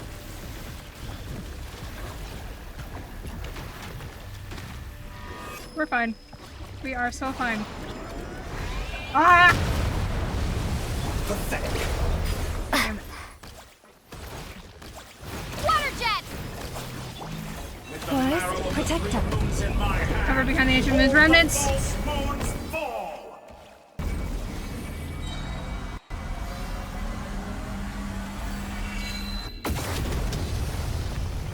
Tell me, where will you try scurrying off to next? Looks like Dottore has opted for a divide and conquer strategy. But we will not allow him to triumph. Why can't I control Now, my character? Okay. I shall pray for our victory. She's moving against my will. Why are you... Stop! Entropy bends. Alright, Nefer, it's me and you.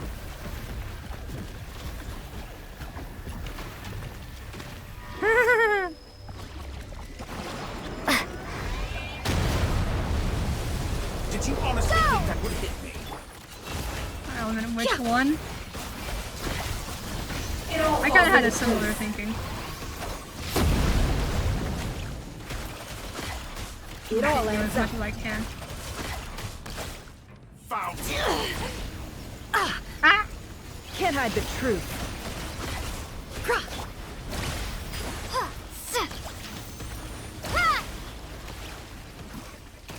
Bye. No more lies. How dumb. Let's see what you're made of. Moon's remnants fall. Okay. Use iridescent moon marrow. Be annihilated. Oh. That which cannot stand against Never! What's this supposed to be? A knockoff version of the space The thunder Columbina got direction is trapped now in? inverted. There really is no way out. We'll see about that, Dottore. Ow. Oh, is it because I keep running into these things? My apologies. I had not intended to take your teammates from you. But you have really? a choice in the matter. Obey, and I can release them. An excellent deal, if you ask me. Won't you consider it?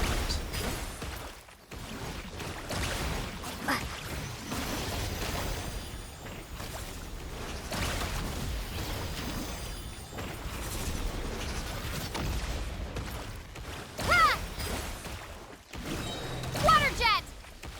Wipe out! Jesus Christ.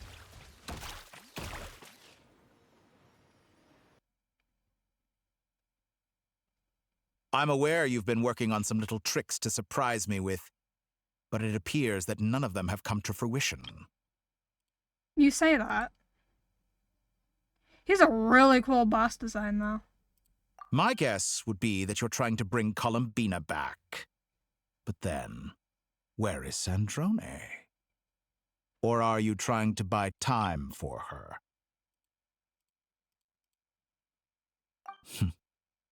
I always found their friendship to be a curious phenomenon. Two highly incongruent personalities, and yet they share a deep connection. Speaking of Columbina, I once saw her as like a younger sister. We got along quite amicably while she was with the Fatui. But then one day she suddenly decided she would refuse to take part in any further experiments. To this day, I truly don't understand what I could have done to upset her so much. It's such a pity. I could have had a sister, a family. But alas, she grew to dislike me. I wonder why. You're not fit to be family to her.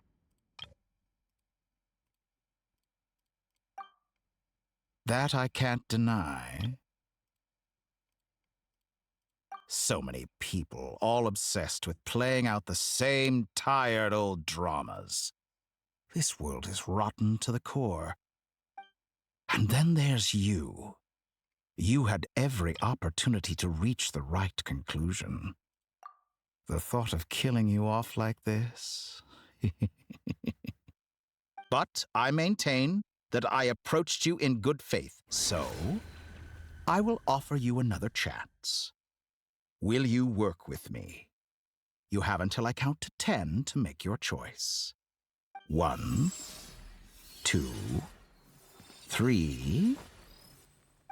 Not in a million years. Huh?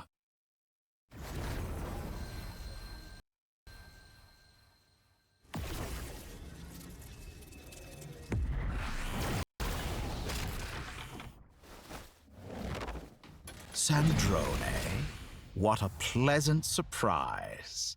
I didn't think you'd join us all the way up here. You're as sick and twisted as ever.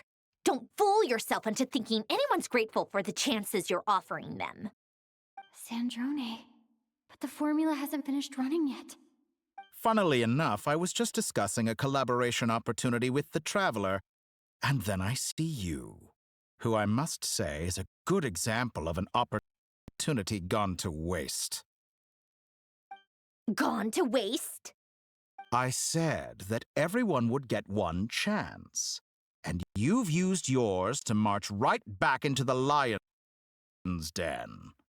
So yes, it's an utterly wasted opportunity. And what makes you think I believe a word that comes out of your mouth? I was planning on disposing of your little formula after wrapping up more urgent business here. But since you've taken the trouble of serving it to me on a silver platter, I can simply bring it forward in the schedule.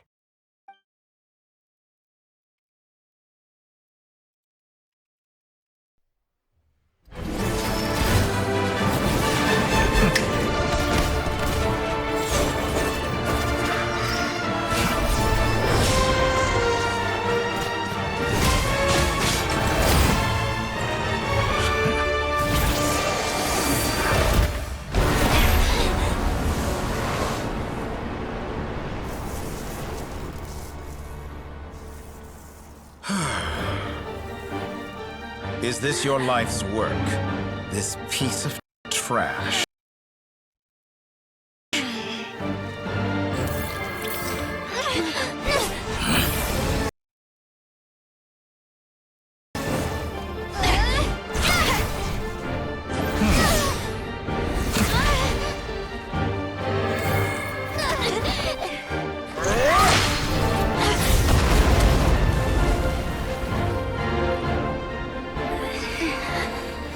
Your formula runs too slowly, Sandrone. You put your hope for success on others instead of fighting dirty. That is why you have failed. Now, whom should I slay first? Any volunteers? No one? How nice of you to leave the decision to me.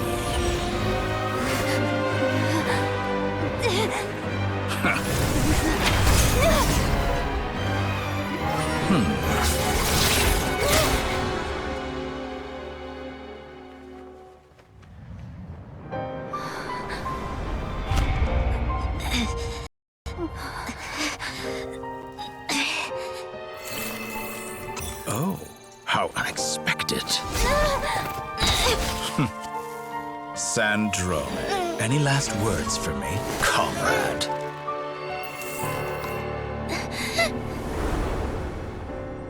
Is there anything you wish for? Not really. But I've always known what I don't want. Go to hell, Dottore.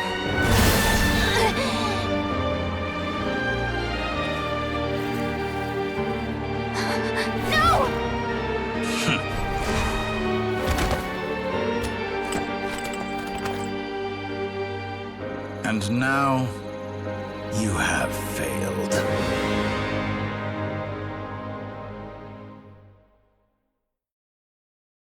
Sandrone! Now you see how fragile mechanical contraptions are. Just a gentle tap, and they fall to pieces.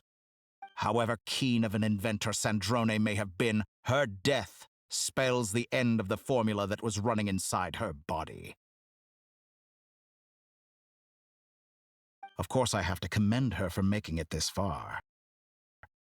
As her colleague, I have to admire her stubborn tenacity. Now, it is time for you to take your place by my side. My count was interrupted, but the second chance I extended to you still stands. Once again, you are welcome to join me. By now, I'm sure you have gained a greater appreciation for the power and authority I wield. What is stopping you from embracing a new world of endless possibilities? Not in the mood to talk? As you wish. You seem less talkative than usual today. I'll change the topic to something more apropos. Sandrone was always like this. Never trusting anyone, always so reluctant to share her research with them. Objectively speaking, she had her strengths. It is remarkable how she extracted and even optimized the world formula from so much data. But her inability to trust was her undoing. Had she allowed someone else to monitor or run the formula for her, you might still have a chance at victory even now. But regrettably, she was a stubborn fool. As much as it pains me, she had to go. Dottore. Maybe this is news to you, but people can change. Columbina surprised you when she escaped, and I think Sandrone would surprise you too. Change? You can twist the truth however you want, but I see it clear as day. You're the one who can't trust other people. Is that how you see me? By this point, what can you hope to do about it?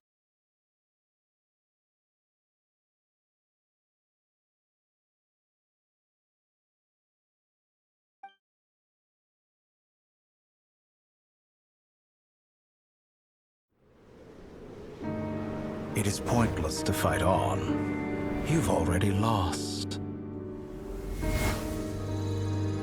Wrong. You can't win this, Dottore.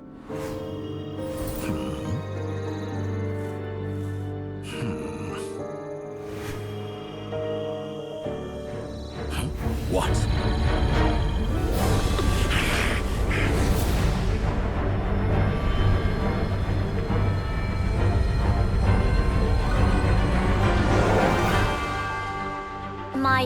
formula can get us 90% of the way.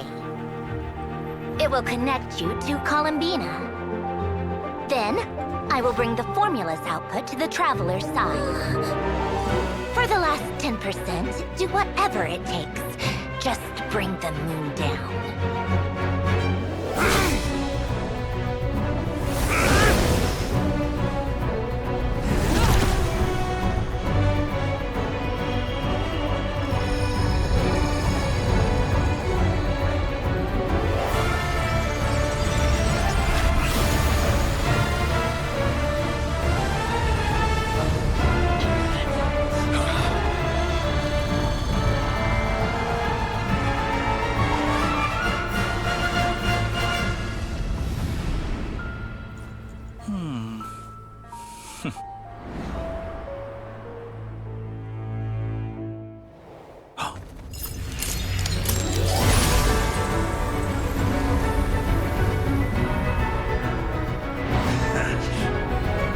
The moon will never be yours.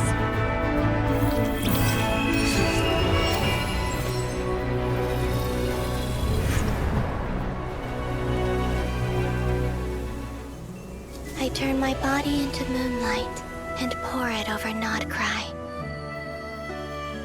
My soul, I leave here to inform my future friends. Lastly, I will hide the Trilune Authority within the Frost Moon. And when my body, soul, and authority are reunited, finally...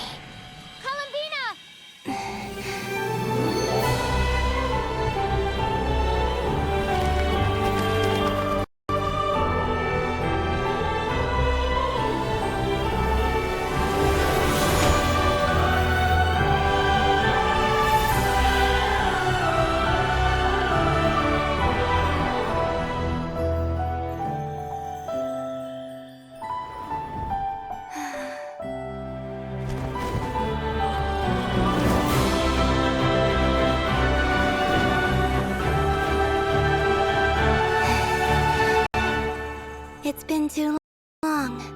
I'm back.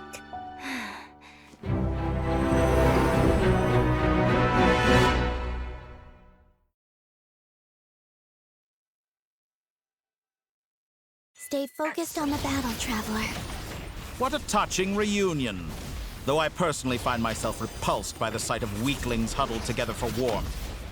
Now, if you're quite finished patting yourselves on the back, show me how long you can struggle before you drown! Watch out, Columbina! He can manipulate space itself! I know. Wait for the right moment. We'll strike together.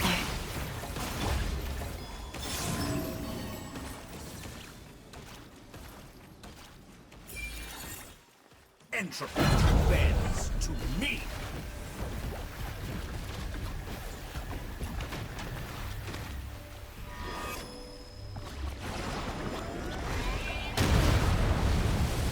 Pathetic. I have a cat in my room, and she keeps getting in the way. Moon's remnant. Bombs away! Ow. Enough! Ha! First, like an ant in my palm.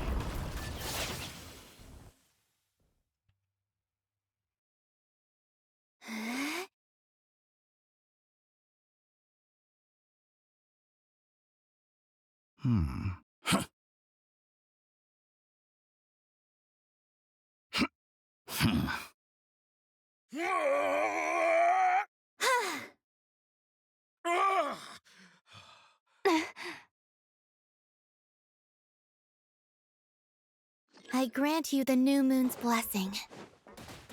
The new moon shines upon you. I am growing weary of your stubborn resistance. It's over, Dottore!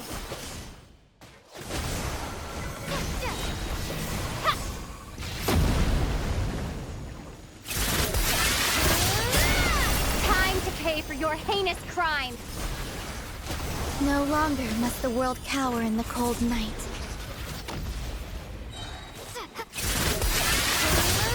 Our future is not yours! command! Let the moonlight dispel the darkness.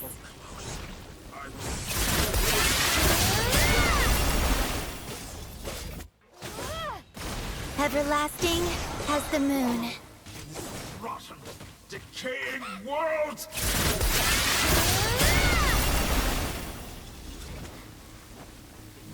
Only I could have shaped the new world. Only I...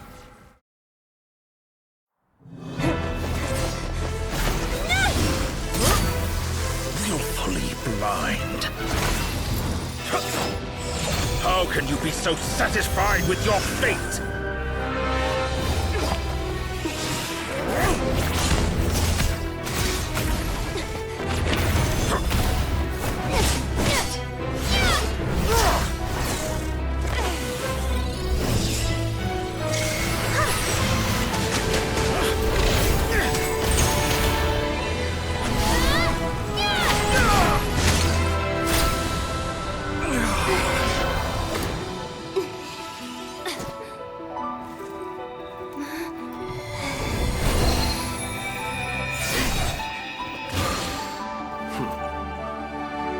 This battle was never about fate. It's about friends, family, and the home you stole from them. So dull. Only the weak rely on each other for comfort. You shall see. Once I transcend fate, you will be nothing but fodder for my grand experiment! That will never happen.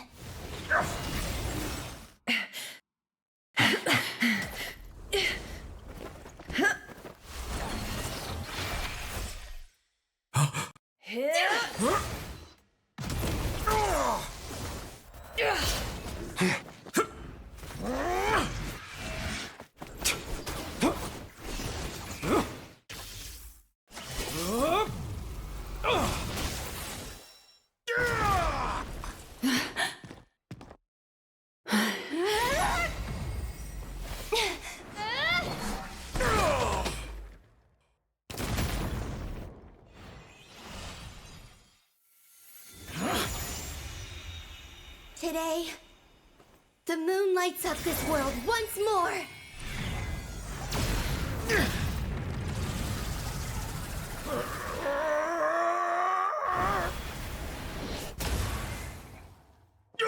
This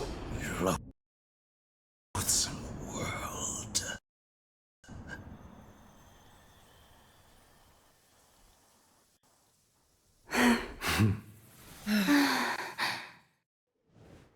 No, this world is our home.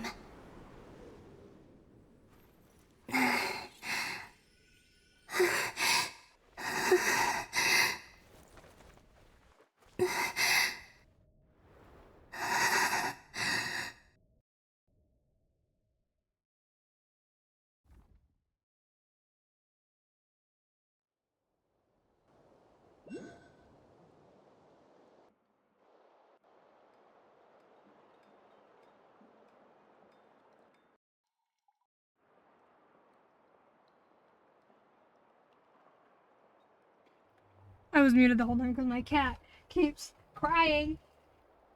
I didn't have a chance to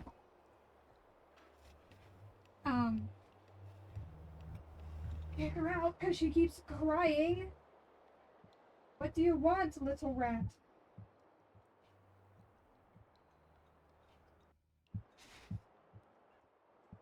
Ow.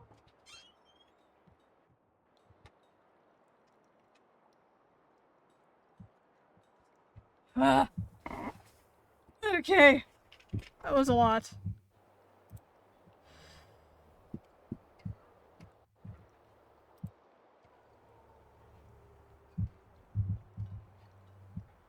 Also, the music kept cutting out. So I wonder something. If I were to, like, Alt F4 my game right now. He really did. If I Alt forward, because I thought about if I reset my game, maybe the audio would stop cutting out. I don't know.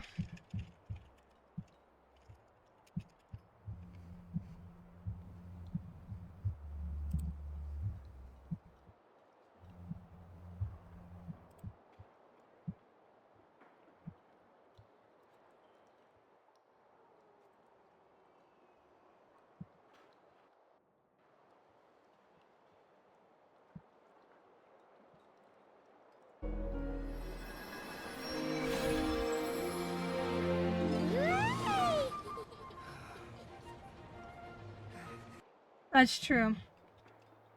I gotta run my sister to somewhere, so maybe. Hold on.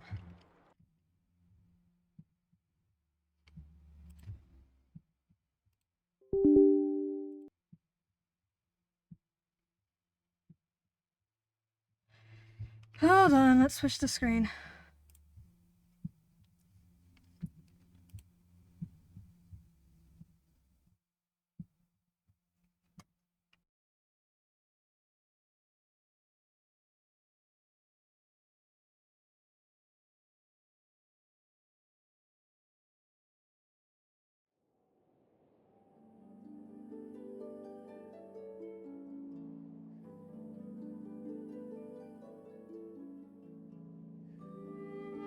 I don't even know where it's gonna drop me.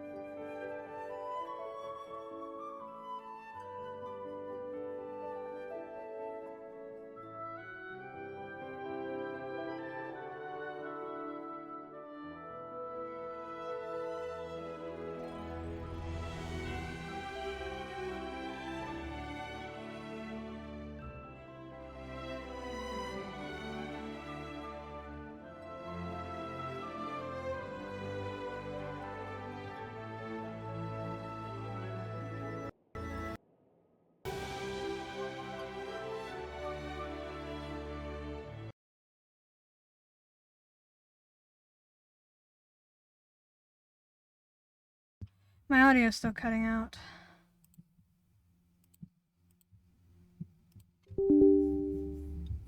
Might be a computer issue.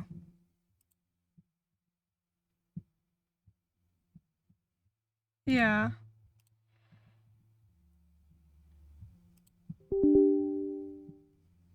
Yeah, my computer is having audio problems. I would restart my computer, but it would end the stream. Unless that's worth it. Because my audio's been bothering me.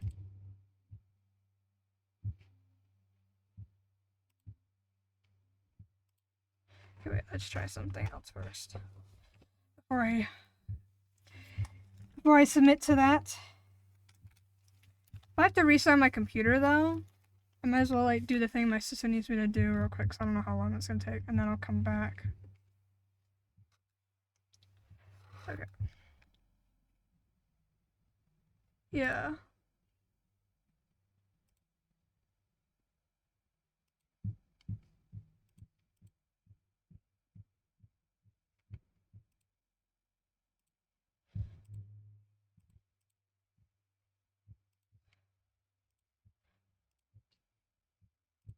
Okay, this might work. I think it's just my headphones being weird. Okay, if I... Aquatic lifestyle. Yep, okay.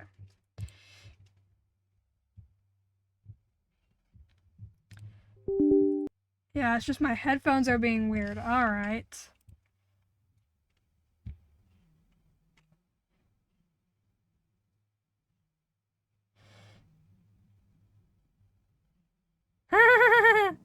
Hell yeah.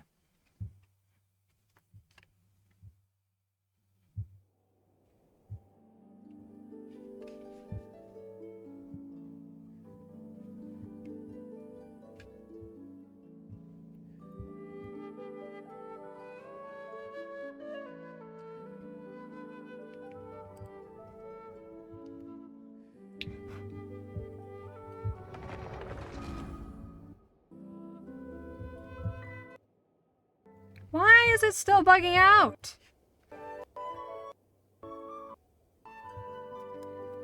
Bruh.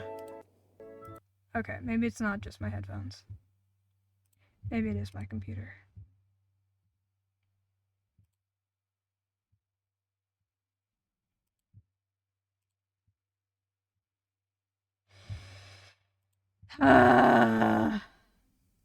Do I have to restart my computer? How long has my computer been on? Probably a while. That's probably why. Ah!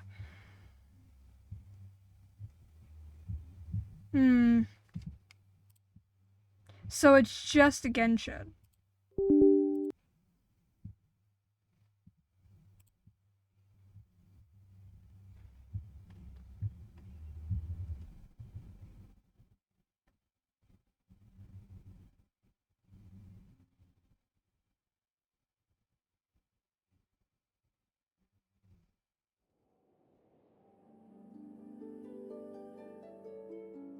But it's my whole game that's bugging out. It's not just the new stuff.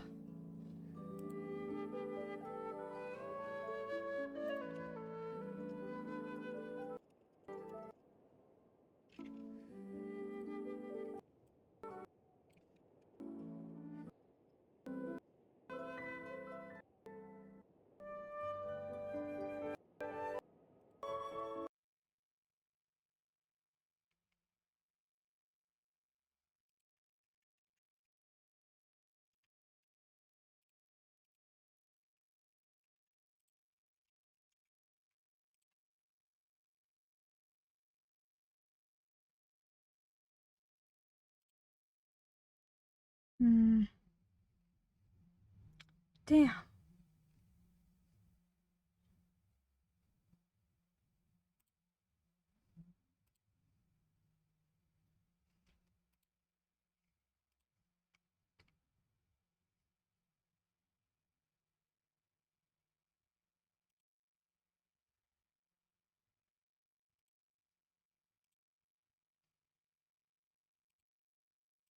Okay. I guess I'll restart my computer and then figure out what my sister wanted.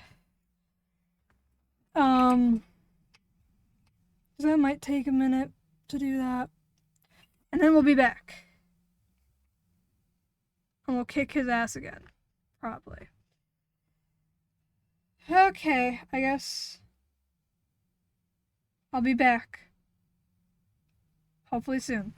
Hopefully I can get it to work. I'll like test the audio and stuff before I start the stream up again.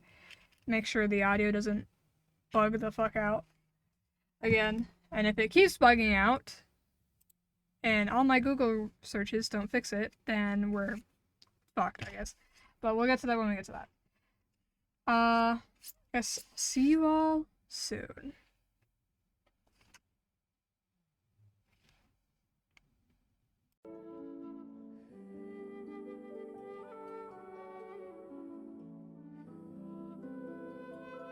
Are we back? I think I fixed the audio. Finally.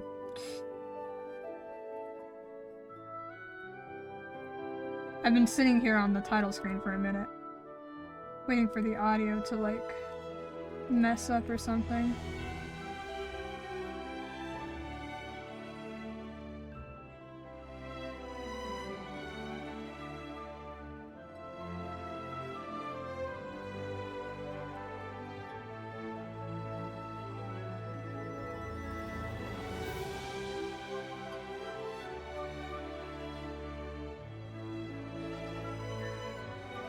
I've just been sitting here.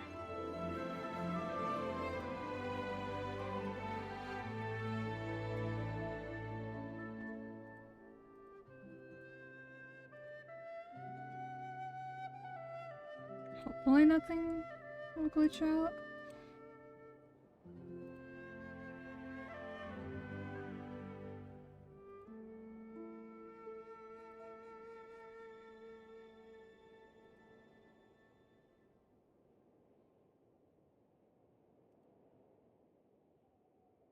Allah.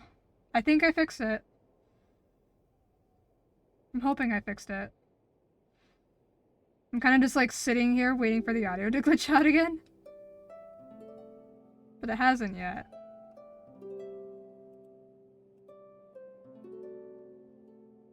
Also, having to restart my computer, it takes so long for everything to boot up because I have so much stuff that I have to have open when I stream Genshin specifically. I mean, it was just streaming in general, I guess. I always have like so many different things open. And so I had to wait for everything to like load back up and all that. And then I had to take my sister to get oil for her car because her car had no oil for some reason and it was not safe to drive. So I had to go take her to get oil. So that took some time.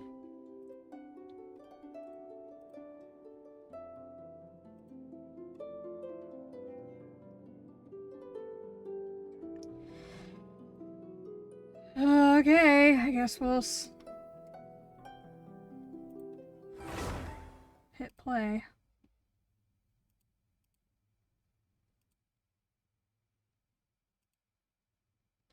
So no oil change, but I can't get one while saving for an apartment. Yeah, I also need an oil change.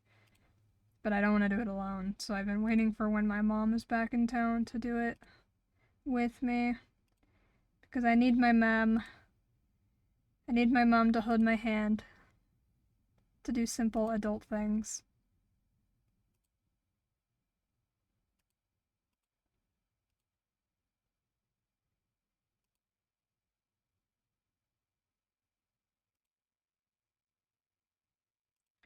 Going to go get your oil change just like sounds absolutely terrifying, especially when I've never done it before, like gone to get my oil changed. It's terrifying.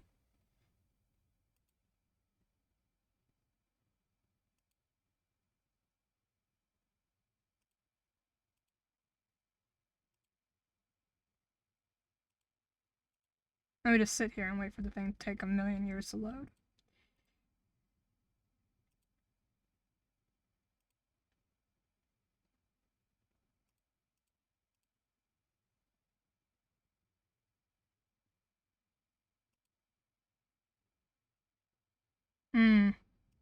Noted. So does that mean it gets easier? As I become more of an adult? To be fair, I haven't had my own car until recently. So I haven't had to, like, go get my oil changed for a while.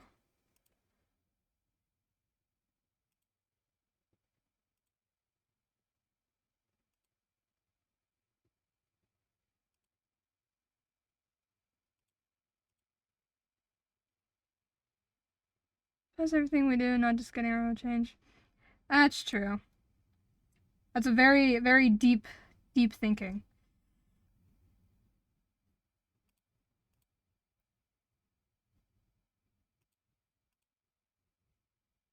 Like, very philosophical sounding.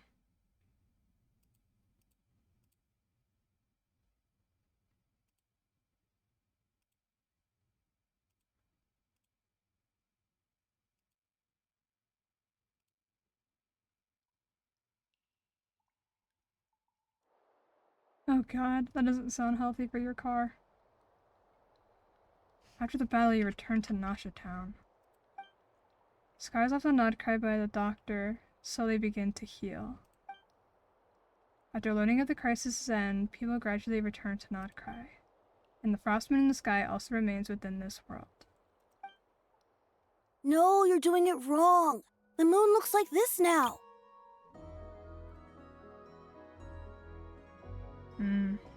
So it literally picked up right after the cutscene. Damn. What are you drawing, children? The new moon, Mom. It looks different than before, doesn't it? Also... Can I go buy a sugar sculpture today? Please? Just one? All right. I suppose today is a special day after all. Almost like a festival. Extra, extra! Get the latest Nasha Express here! So you can replay the cutscene once you're done with this. You can replay cutscenes? I think you mentioned that before. I'll have to figure out how to do that. Post-disaster report! Nasha Town reborn beneath a new moon! The voyage begins today! The future looks bright thanks to the League. Want a copy? I knew things would be different. But I didn't think that would include the moon. They say a new moon goddess has been born. A new moon goddess? Who's saying that? The Frost Moon Scions? I guess so. I'm not too clued up on the details. As far as I'm concerned, the moon's still in the sky and it's business as usual. Hey, since we've come all this way, shall we grab ourselves a free meal while we're here? Are you a convert now? Or are you just here for the free lunch? Oh, come on, what does it matter? After everything we've all just been through? That smells good. All right, that's it. I'm hungry. Time to eat. Come on! We gotta get there early, or there won't be any good spots left! Shh, keep it down. This is a residential area. What if people are still sleeping? Heed my words.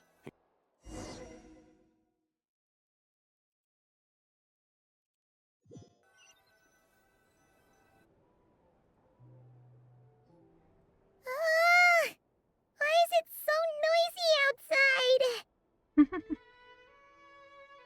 Good morning, Paimon. It's okay.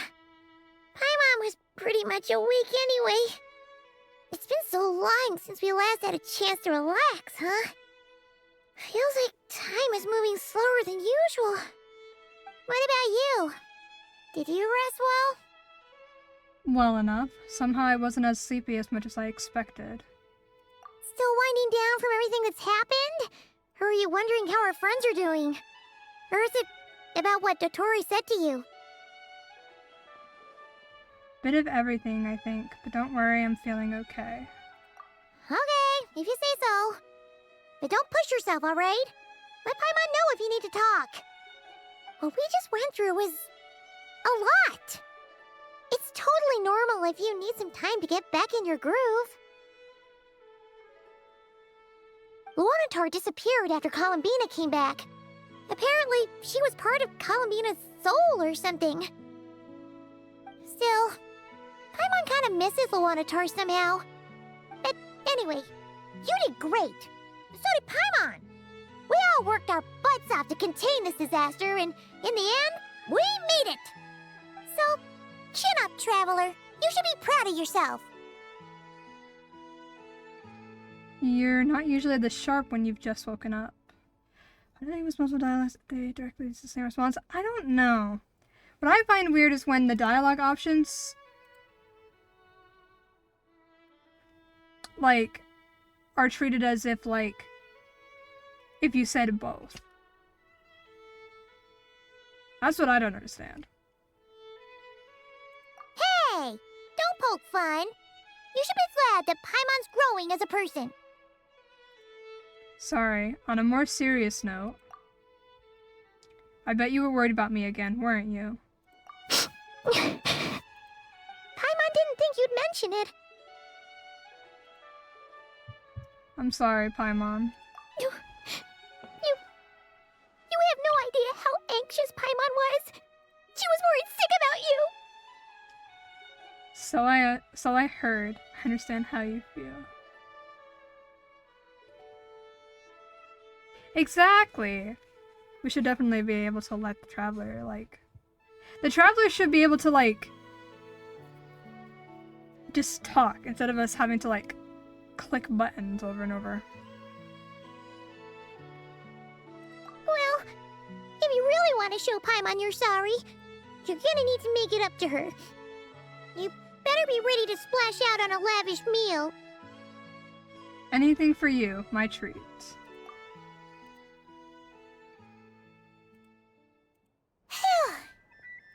Okay. Paimon's full now. Are you sure? Snacks will be served shortly. Huh? Oh, well...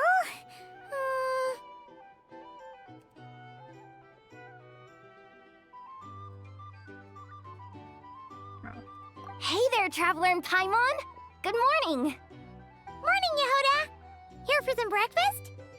Oh, I've already eaten. Just need some water. I was mostly worried you might forget what day it was today. So, I came over to remind you. Careful there, Paimon. Too much food will make you drowsy. Don't let anyone catch you hiding at the back and nodding off during the league meeting. You should probably be saying that to Aino. She's the baby of the group, if anyone. True. You know, I'm surprised that all these competing groups are actually coming together to try to solve things together. Definitely a first for Nodcry. Well, nothing like a region-wide calamity to bring people together. After that, surely even the most self-interested people have to realize that going it alone isn't worth the risk, right? Try telling Boss Neff that. She's not exactly convinced that people are gonna get with the program. Really? But if she's so pessimistic about it, why'd she agree to be the Curatorium's representative in the league? Probably 'cause even though Unity sounds like a pretty far-fetched idea, the benefits it would bring make it worth a shot. I think things will work out, though. I swear, Nodcry feels like one big family now with everything that's happened. More than it used to, anyway.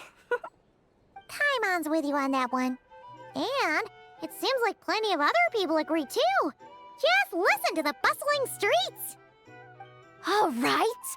Everyone's been rebuilding these last 2 weeks, and the evacuees have been coming back in droves. Life's slowly returning back to normal. Which means my workload's probably gonna shoot back up. Were you about to head out? There's still some time before the ceremony begins, you know. Yeah, we were gonna take a stroll around the square and say hi to some friends first. Sounds good. See you later then.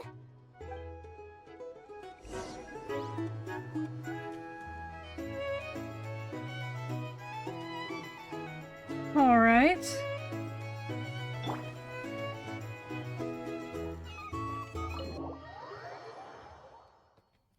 Whole quest just for the effects afterwards. Please accept today's boon. Have a nice day. Are Paimon's eyes deceiving her? Or is that Inefa handing out food for the Frost Moon Scions? Hello there. Would you like a feast of the moon along with some snacks of the day? So, what's new, Inefa? It was only a few days ago when we last saw you, but it looks like you've joined the Frost Moon Scions in that time. And Aino too? What are you talking about, Paimon? We're just here to help, duh. In the wake of the disaster, it's all hands on deck. We responded to Lama's request for support. At times like these, the smallest good deed can inspire others and help them through the hard days ahead.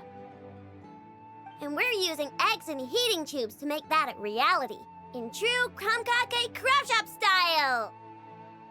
Great work, Aino. Inefa! Did you hear that? The Traveler said I did good. The Traveler! That's because it's true, Aino. Proposal. If you can resist eating today's dessert, I will provide you with compliments, too. No way! Well, that proposal got shot down quickly. I need something to get me through the hard times too, you know. Mom! Yes, dear. Go right ahead. Excuse me. Could I take a photo with the robot lady? She helped us get safely out of Notcry, and she helped us get back home too. She's the best. Of course she is! And since I'm the whiz kid who built her, that makes me even better than best, right? But you stole my snacks, though. Oops. Shall we move to the open space near the center? The view there is better. I'll take the picture. Thank you!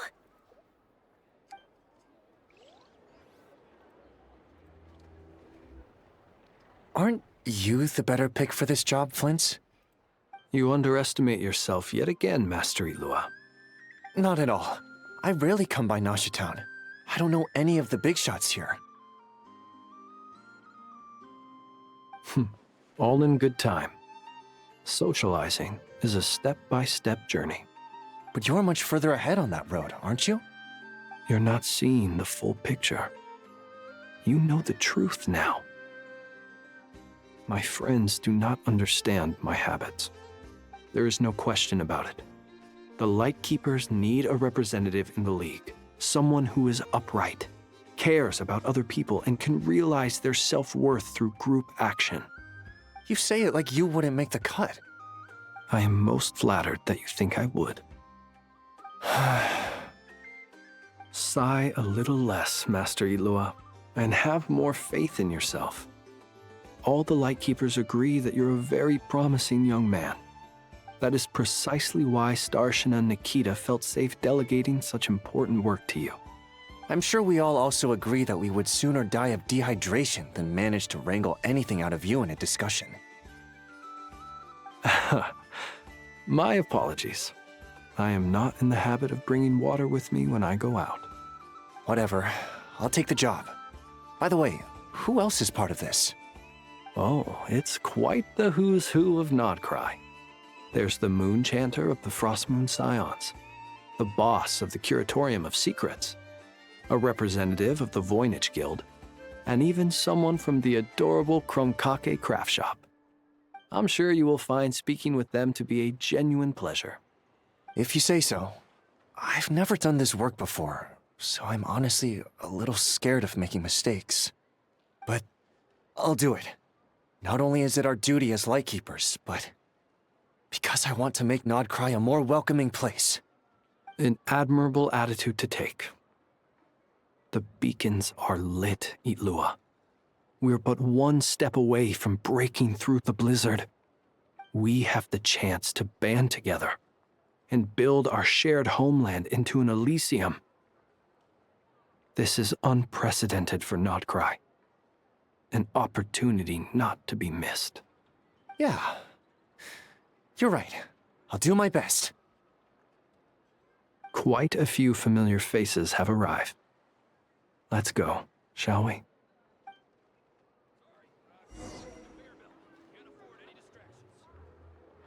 Alright then.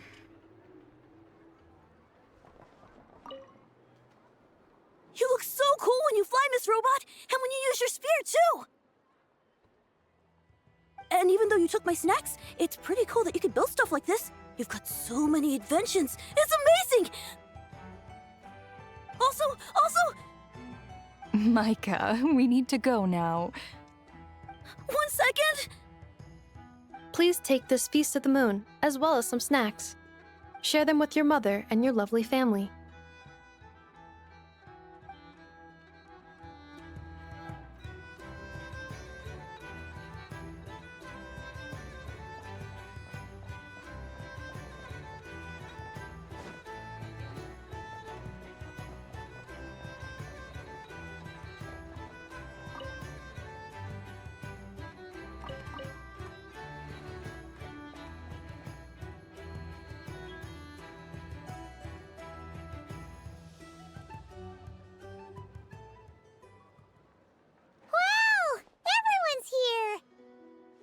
You seem well rested. I know no one's asked, but I'm sure you all want to know, so let me just say, we're doing great. Thanks. Well, great, but not perfect. I'm starting to lose my mind from boredom. Can't drink a drop of alcohol while I'm waiting for my wounds to heal. I'm sure you had a sneaky swig or two. Wait, how'd you find out? I'm sure you must be missing Mondstadt after all these years away, Grandmaster. Yeah, you could say that again. Every time I get news from Mondstadt, it makes me want to go back and see the place for myself. Honestly, once things are wrapped up here, I think it'll be time to head back home. Hey, looks like someone's taking the stage. I believe either was Nodcry Bennett. And then I thought how good of an idea it would be for people to be able to use Natlan materials in place of Bennett's normal materials if need be. Ooh, that would be cool. Cause his homeland is Natlan. But he was raised in Mondstadt. That would be cool.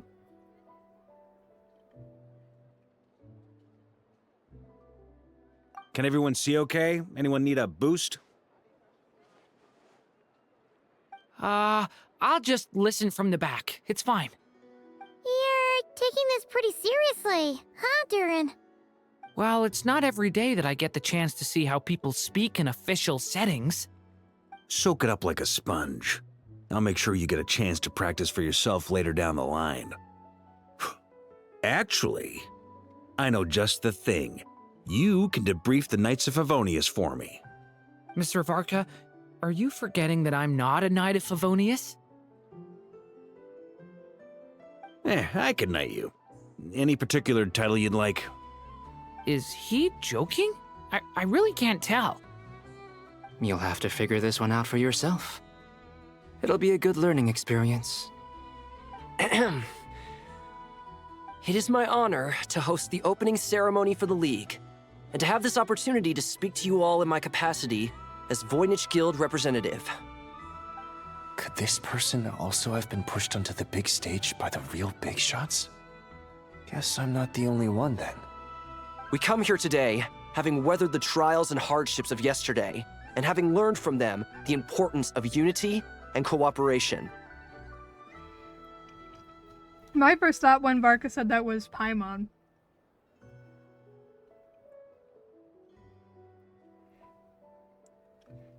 Hold on, I just got a text.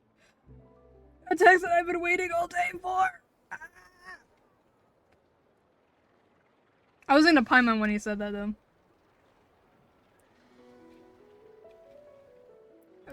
Alright, here we go.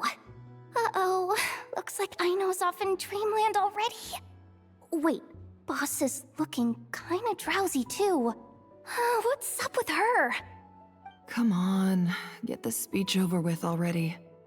Nodcry is our home, the land we rely on for survival. And as we chart a course for the future, may we persevere through the storms ahead as we sail towards a new era of prosperity, freedom, and hope.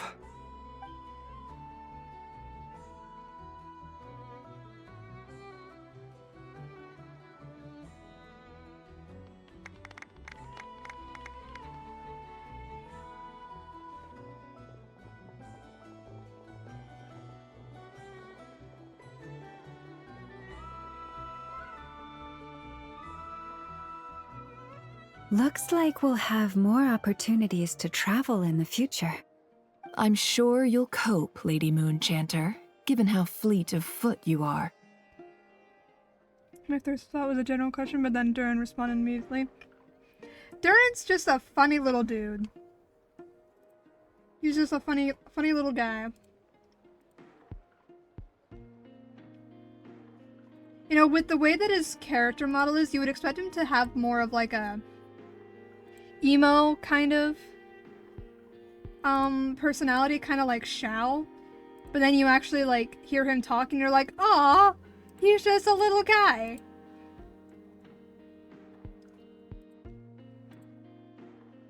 Can't wait till I do his story quest.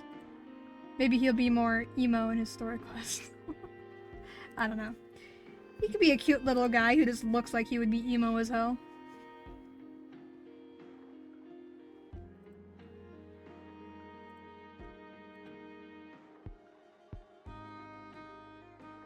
We can literally float higher than a building. That's true.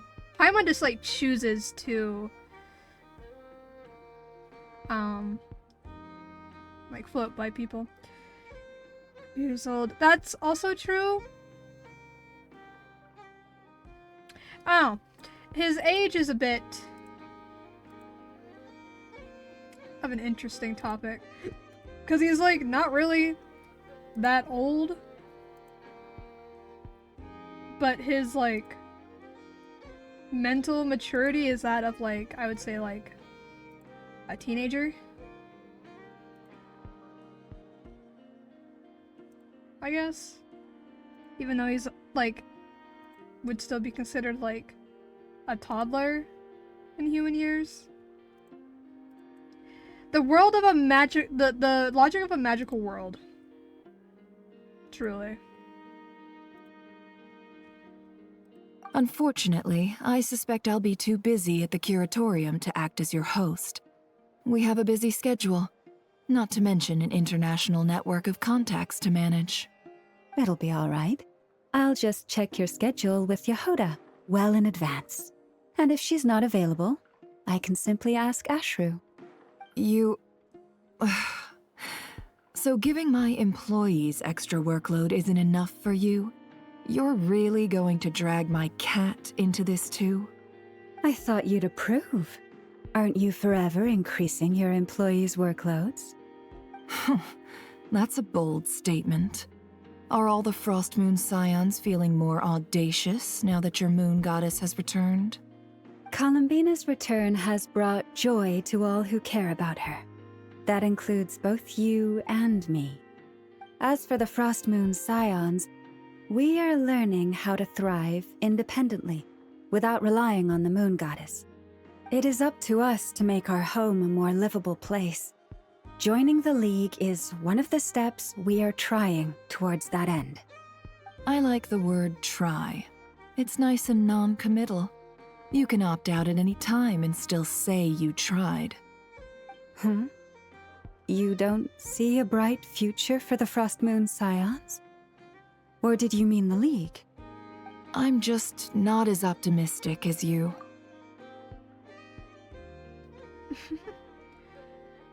Was discriminated against after all. Was supposed to be the evil dragon. That's true.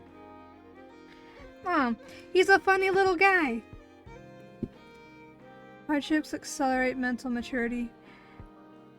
Yeah, I guess so. I know that all too well. He's still a funny little guy. He's like a little baby, and we shall protect him. He's our little baby. Little baby dragon. The Frostmoon Scions should count themselves lucky that they have a leader as stubborn and enterprising as you. But Nodcry's a big place, with all kinds of people. Most of them don't enjoy answering to a leader, or even listening to reason. Well, that's where you and your methods come in. Unless the Curatorium of Secrets is only here for appearances. For now, yes. And that won't change until this venture becomes worth my while. What would make it worth your while? Getting out more than I put in. Right now, I'd barely break even, but I'll grant that it's a good start for Nodcry. Bring him to Nahida. Baby god and baby dragon make friends. I mean, he's already friends with Wanderer, so it'll be perfect. Nahida can adopt a little baby dragon, since she already adopted Wanderer. Little baby puppet guy. Also, where is Wanderer during all this? Then maybe it's worth a try. All right, you can stop now. Or do I have to join the Frostmoon Scions before you'll get off my back? You'd be very welcome to join us. Hey, you two! Congrats on all your hard work! What are you chatting about? Nefer was trying to dissuade me from adding to her employees' workload. Also, she's considering joining the Frostmoon Scions. Sorry, what? Your conversations are always the most interesting.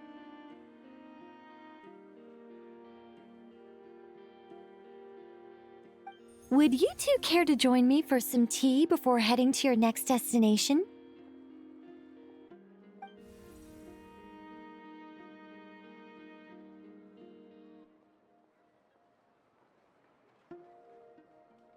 Nicole?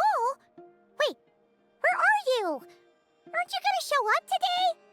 Sadly not. I'm otherwise occupied right now. I'm sorry, Paimon. I can hear how disappointed you are. The list of orphans. Albedo, Wanderer, Durin. Funny part is, they're all friends. They're practically brothers. Bring them to Nahida and write out the adoption paperwork. Yep. Nahida is the orphan adoption center. She adopts all the orphans. Gives them home. We love Nahida for it.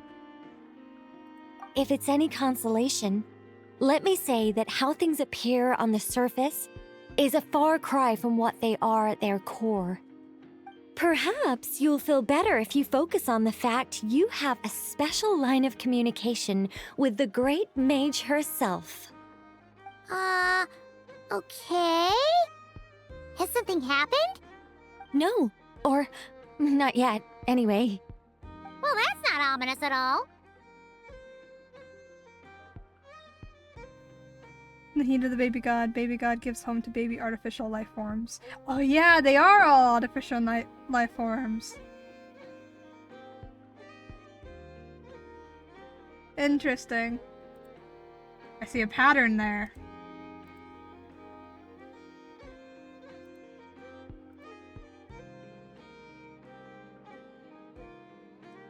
Interesting. Is there something we should be watching out for? Not for the time being. Just think of this as a general check-in to make sure this communication system is still running smoothly. Besides, it's good to chat once in a while if we want to maintain our friendship. You could have just said so. Haven't got all worked up for nothing. Still, the best friendships are built through face-to-face interaction, you know. It's never gonna stop being weird having tea with you when you're not there and just talking to thin air. I've wondered that. Does Aino not have parents? Because she's obviously, like, a child. Like, that's been made clear in the story that she is a child.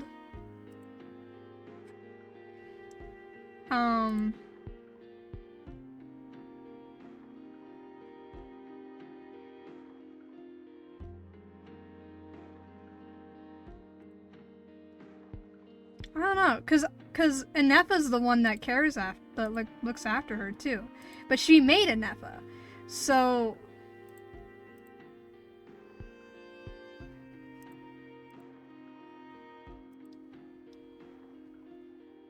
I don't know.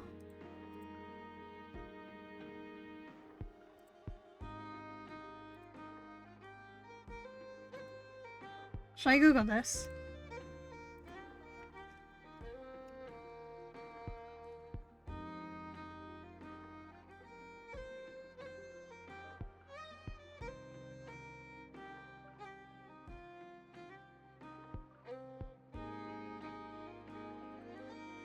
No known biological parents, having been abandoned for unknown reasons before being taken in by Katya of the Conch gang. She views her machines and such as Manefa as her family.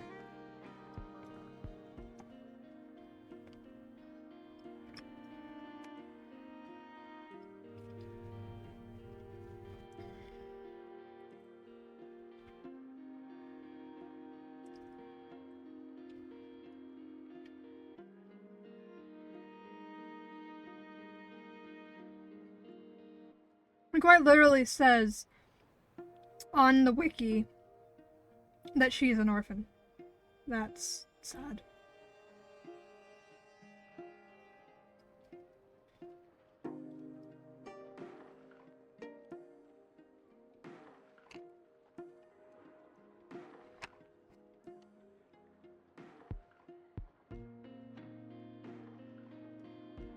Yeah, it literally says that she is an orphan.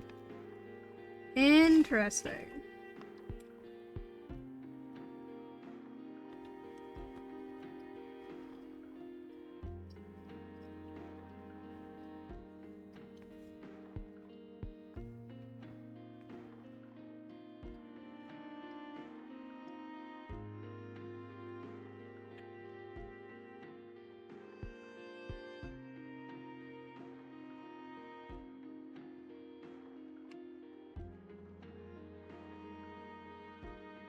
Aino's birthday is 9 days before mine. Fun fact.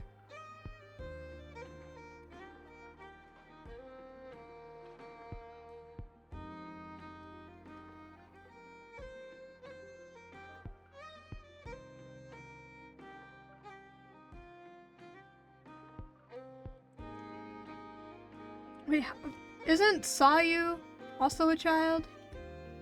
Because what's up with her family?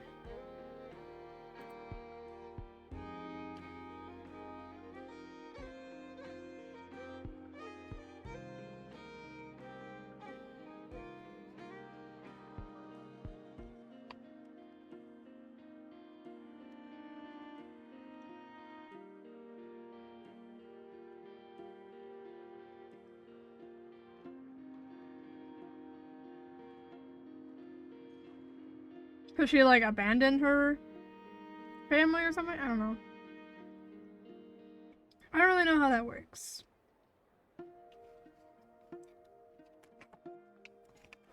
Like the shinobi thing.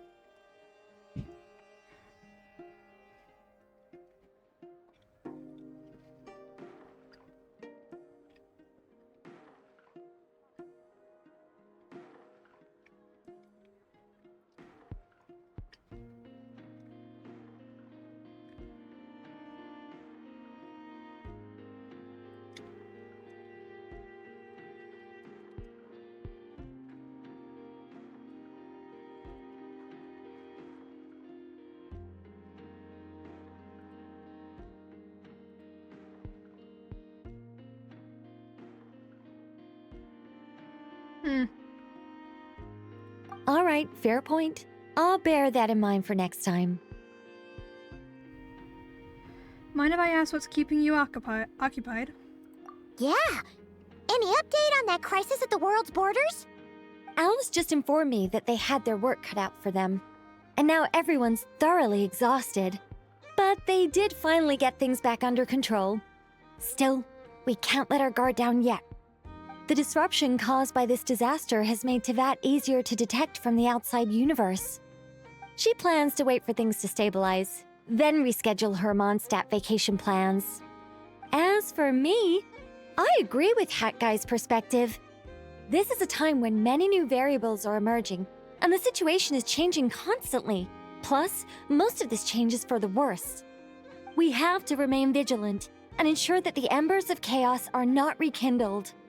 I did notice that the energy in Nodcry changed somewhat after the War of Funerary Flame, but since it was still aligned with the Light Realm, I never gave it a second thought. It looks like I'll have to examine the connections between phenomena I observe more closely in the future.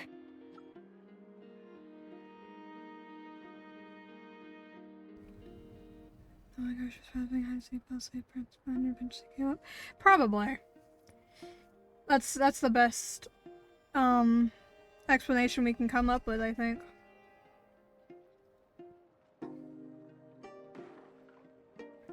Sounds like you got a lot on your plate.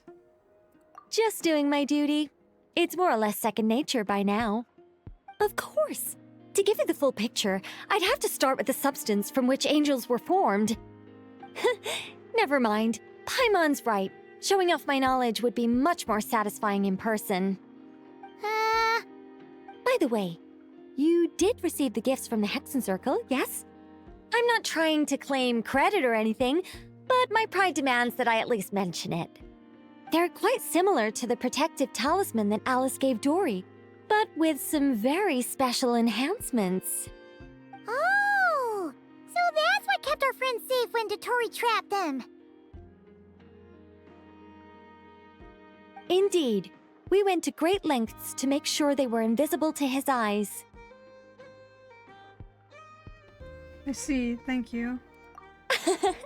I'm so happy they came in handy. Still, not fishing for gratitude, by the way. I just want you to be aware that sometimes your friends may be protecting you in ways you cannot perceive. Anyway, I'll contact you if anything else crops up. If not, you know what they say, no news is good news. Oh, my angelic instincts are tingling. They say... You should head to the docks next. Your friends are about to board their ship home.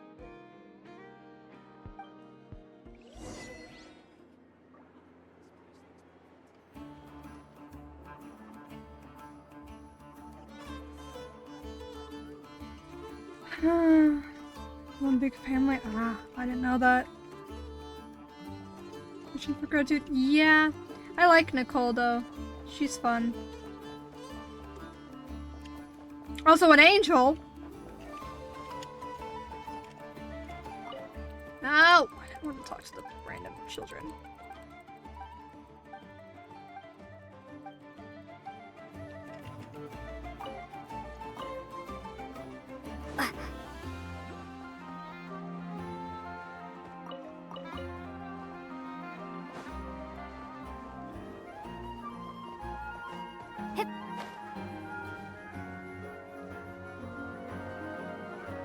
Huh? That didn't make any sense.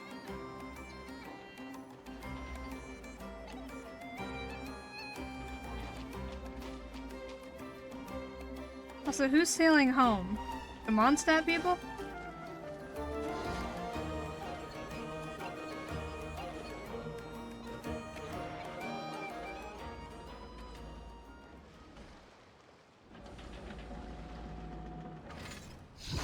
You're here. You're here too, Hat Guy! Are you heading back together? No. I'm bound for Sumeru, and she for Fontaine. We just happened to cross paths at the harbor. Ah, I see. That makes sense. How are you holding up? Everything seems fine. Sandrone may have an abominable temper, but she's always been very responsible with important calculations and things entrusted to her by valued friends. You always speak as if you know us inside out, Mr. Hat Guy. Maybe I'm just a good judge of character. I certainly hope that's all there is to it. Regardless, you have been a significant help in this matter. For that, you have my gratitude. I didn't do anything special. Sandrone's the one who completed a seemingly impossible formula and turned the tide of the entire battle, even giving her life in the process. She's the one we should be thanking.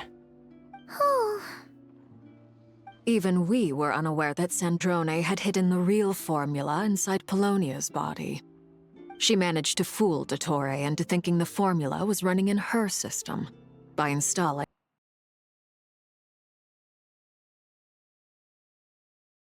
an identical-looking decoy within her. She probably realized that she didn't have the strength to stop Dottore. But this way, she could at least get him to lower his guard. She always worked like that. Always had a backup plan.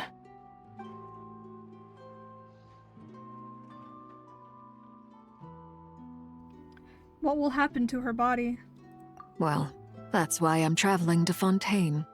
She made a request of me long ago, and the time has come to fulfill it. Think of it as her will.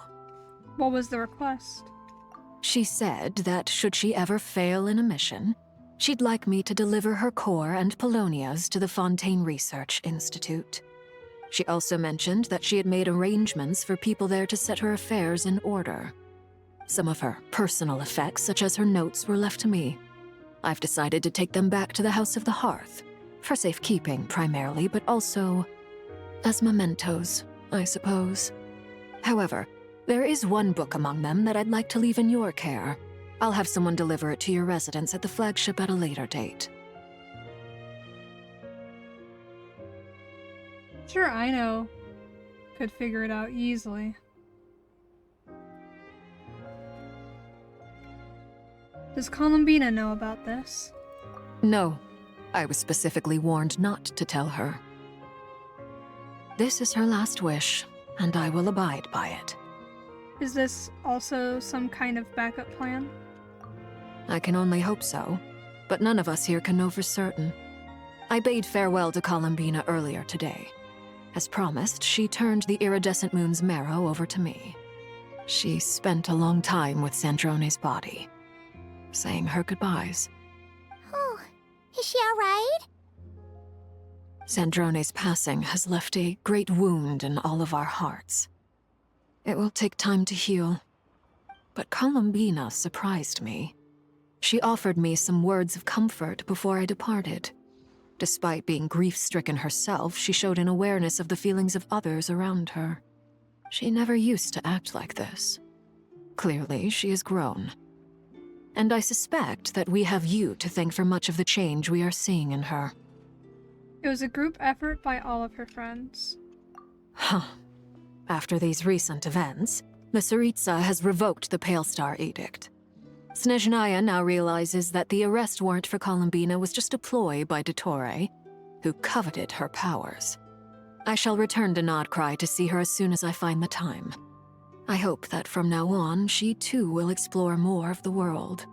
Columbina Hyposelenia's journey is only beginning. My ship is here. Traveler, Paimon, we shall meet again. You too, Hat Guy. What are you still bumming around for? Isn't Columbina waiting for you? I thought today was the day you'd agreed with her to go find out the truth about your sibling. I'm a little nervous. You're afraid you won't like the truth when you see it. Well, this is new. I was starting to think that nothing could scare you. Don't say that! Wouldn't you be if you were in this situation? Fair point. But I'd say I have more experience facing up to unpleasant truths than the Traveler. They say blood's thicker than water. I know how much you need your family back. More than you need any of your friends.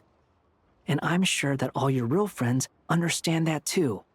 No matter what the truth turns out to be, they will stick by you and support you, whatever decision you make.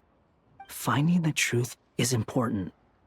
But more important still is what you choose to do once you've found it. Eugene. At least, that's the life lesson I've learned from my experience, grappling with the truth. Do you feel better now that you used to? Better now than you used to? What? Now that Dottore's dead and gone? A little, I guess. But it hasn't solved everything. Maybe I regret not getting to end his life with my own hands. Or maybe it's something else. But for whatever reason, I still feel like I have a chip on my shoulder. Either way, I'm going back to Sumeru.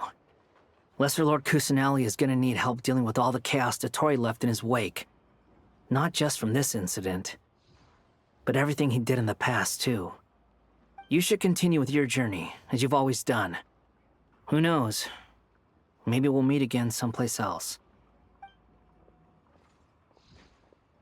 So, what should we do now? If you want to explore a bit more to steady those nerves, Paimon's game!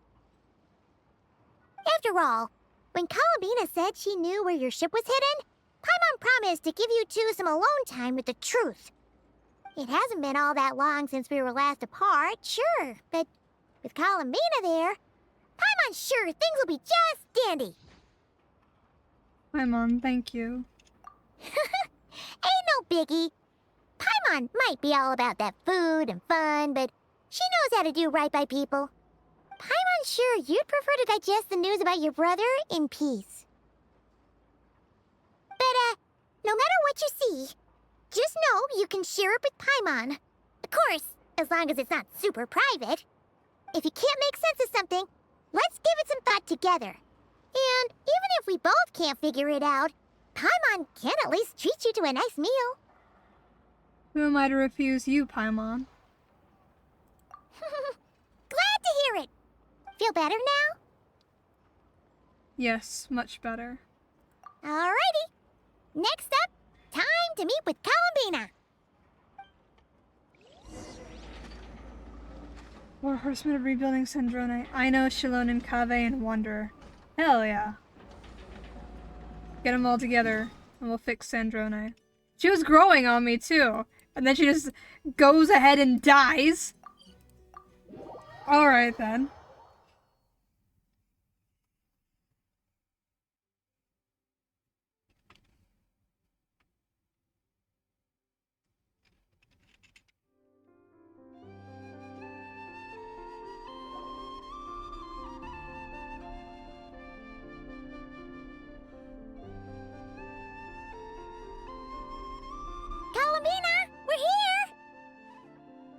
can't quite believe we're meeting out here.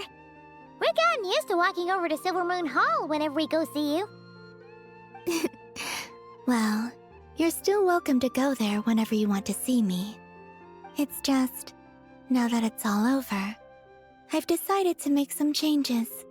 Try and fit in with the Frost Moon Scions, like Llama suggested. And how's that been going? The older generation are still timid around me. They don't dare get too close, and they bow their heads when I walk by. But things are much better with the children. I see more curiosity in their eyes. Hopefully, by the time the next Moon Prayer Night comes around, I can enjoy the festival with them as myself, without having to pretend that I'm only dressed up as the Moon Goddess. You'll do fine, Columbina. I'm unsure they'll realize you're super nice once they get to know you better. You really think so? When we first met, you thought I was a little up in the clouds. Well, we were just starting out then, come on! So Llama told you, huh? Oh yeah, that makes more sense. Albedo said for Wanderer. Wanderer and Sucrose will come as assistants. Yeah. That seems like a very interesting collection of people. It'd be interesting to see.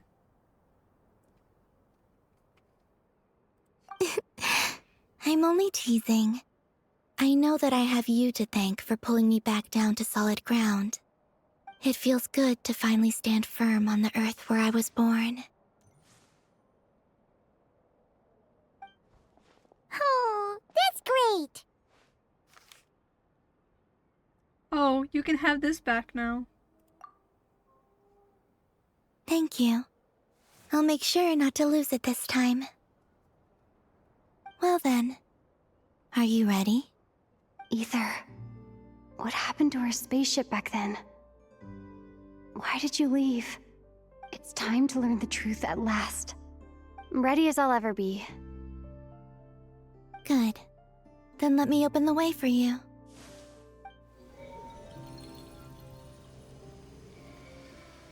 Where does this lead?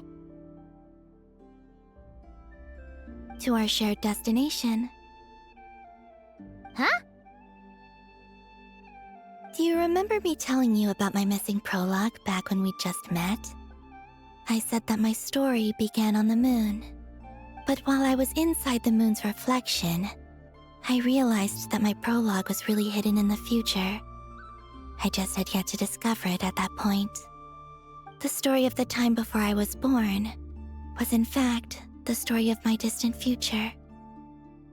It's truly fascinating. But when I obtained the Trilunar Authority and returned to our present reality, I sensed something I hadn't expected. Your prologue. So you mean... Yes, your spaceship. All this time, it has been hidden on the Frost Moon, which lay beyond the sky.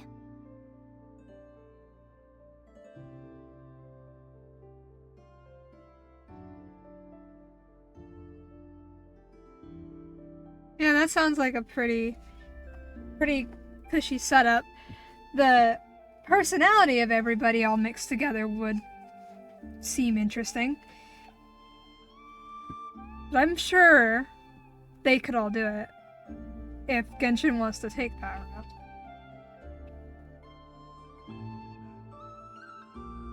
But why? Who could have done this? The great ruler of the firmament. The heavenly principles. Wait, them? Why would they do that? I don't know. Perhaps your ship contains something that is incompatible with Tevat. Or something that cannot be known. Oh, did I pick a bad time to say this? I know it must have been hard to work up the courage to do this. Maybe I should have waited until you were on the moon, with no chance to back out. That would have been kind of mean, you know.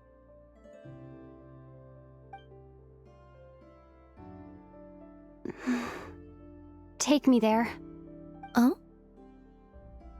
Whatever is hiding in that ship, it belongs to me and Ether. Those memories belong to us. No one else has the right to decide whether I should or shouldn't know about it. Not even the Heavenly Principles. Very well. Then let's go. You two take care, alright? And don't forget to come back soon! Rest assured, Paimon. We will. Traveler, after you. Thinking about the story that we'll find hidden on the moon? Yes. And hoping that it has a happy ending. Stories like that don't exist, you know? You don't believe in happy endings? I don't believe in endings.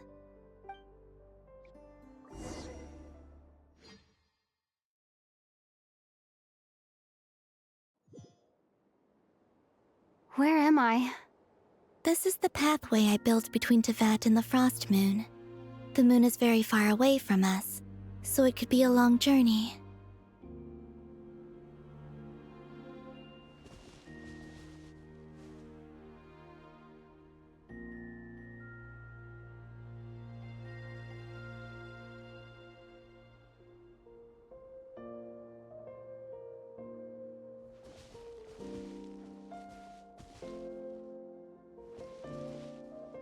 I just realized I was muted that whole time.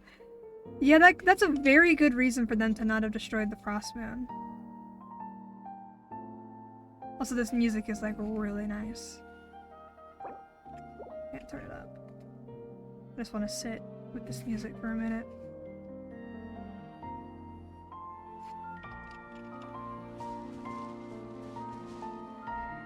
I mean, the Frost Moon would be a great place to hide anything alien that you don't want other people to find.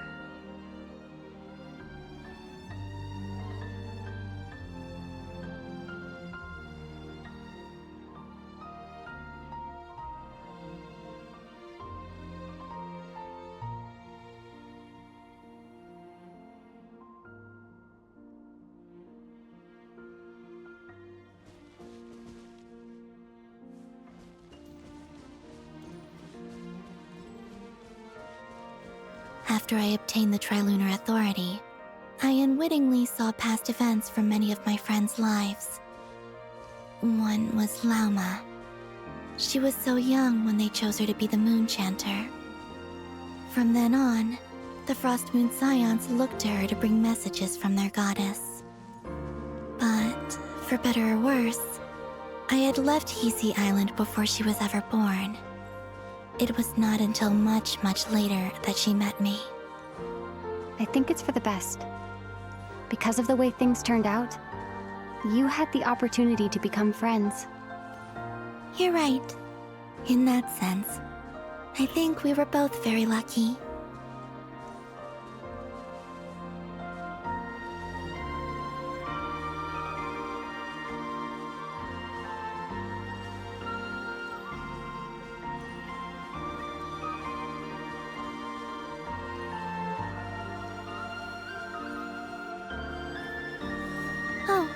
And about that mage, Nicole. I only recently learned that she has lived in Teyvat since the time of the Three Moon Sisters. The Moon Goddesses always had a good relationship with the angels.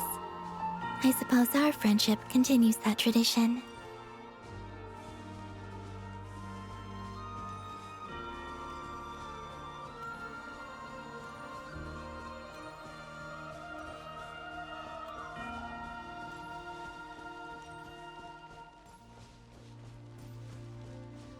And then, there's Sandrone. I never knew that much about her, beyond the fact that she was created by someone called the Lord Artificer. She, too, suffered for a long time before joining the Fatui.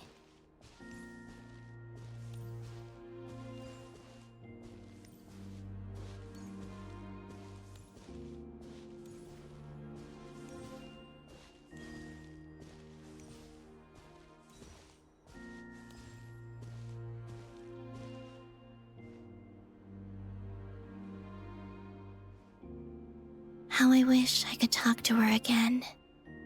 even if only to hear her say nasty things to me.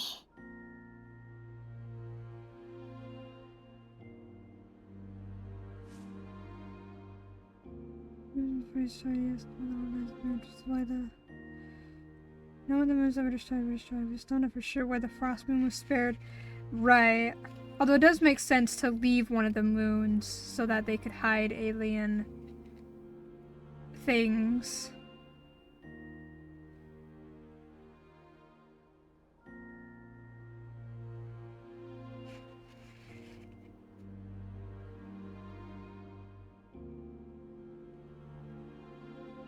Yeah, it makes sense.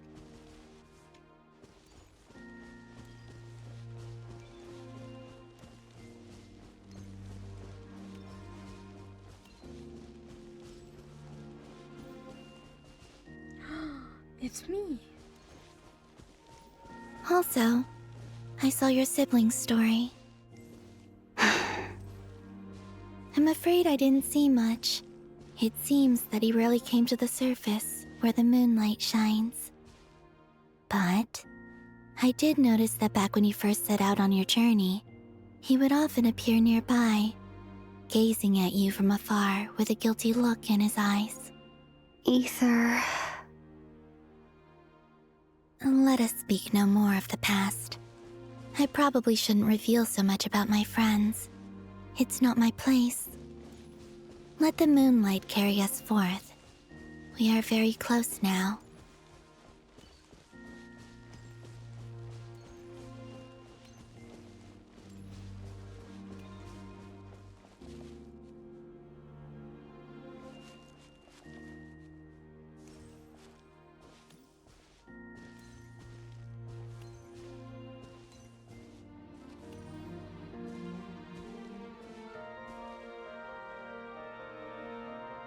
After this, I'd like to bring some kuhenki to the moon as well. If they're willing, of course. What about your other friends? Will you bring them to visit too? Certainly. But I'll need to tidy the place up first. This home hasn't received any guests in a long, long time.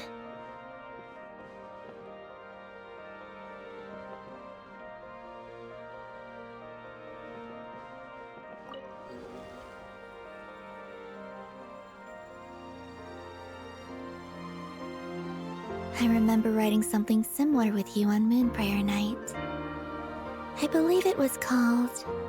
Dodoko's Whirligig. Yes, that was it. You asked me if I was afraid to return to the moon, and I said that I was.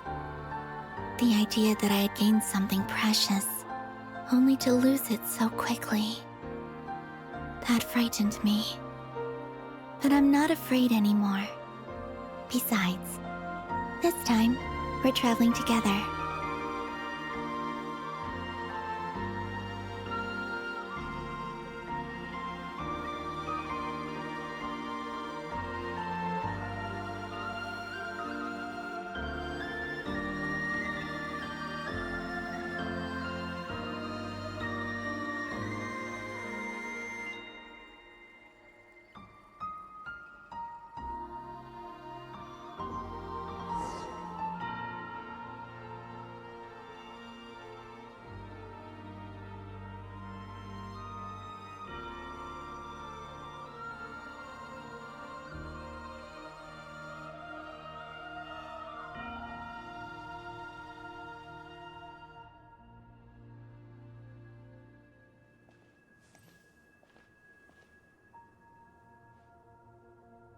We're here.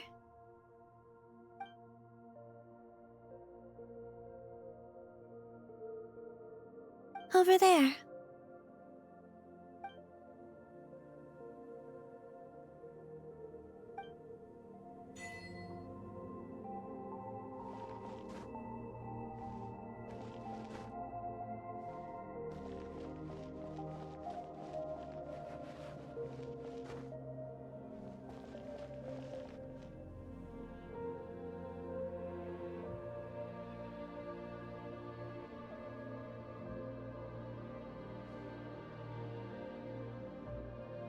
Our spaceship. It's huge. I suppose that the moon is the only place one could hide it.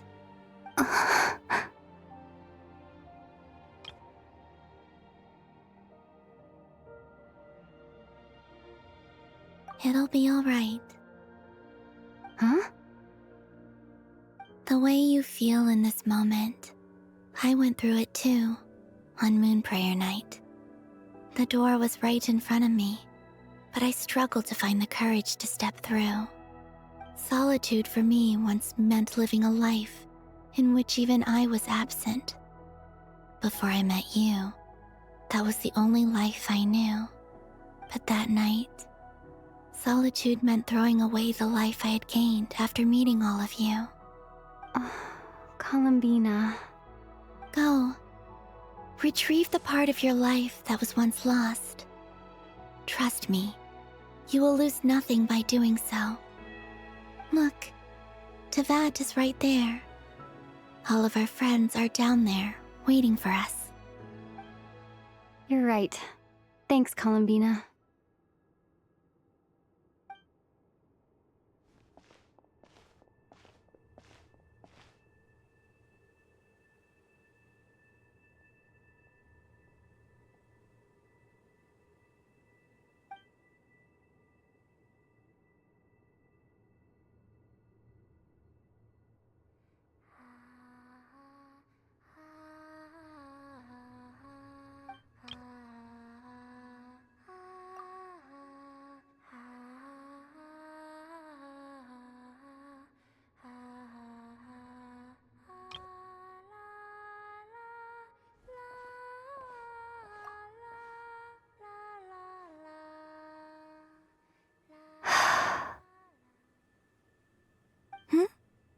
Finished?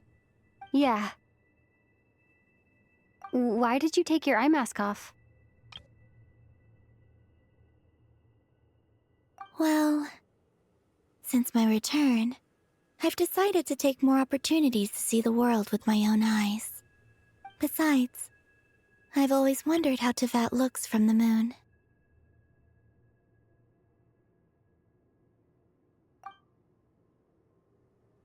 And what do you think? It's beautiful. I could spend a whole day here just gazing at it. What about you? What do you think of the truth you found? I haven't looked at another person's expression in a long time, but I think yours is saying it was neither good nor bad. Keep this up, and it won't be long before you give Nefer a run for her money.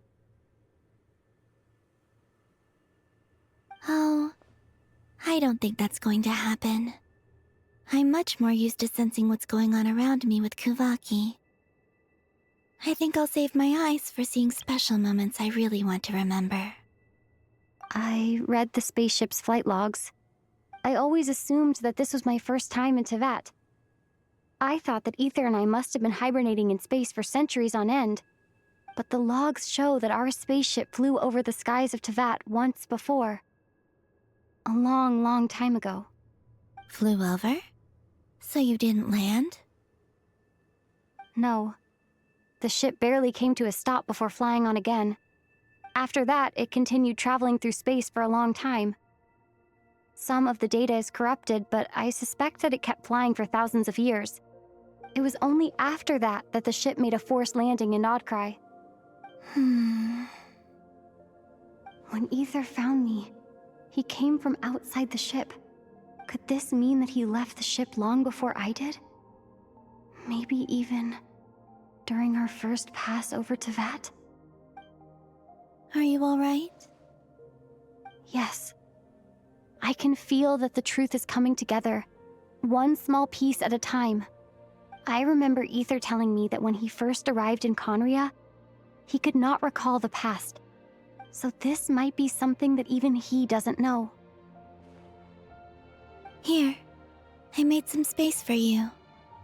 Your mind must be racing, and this seems like the perfect place to relax and clear your head. Oh, wait, there's one more thing. What is it? Wait here a moment.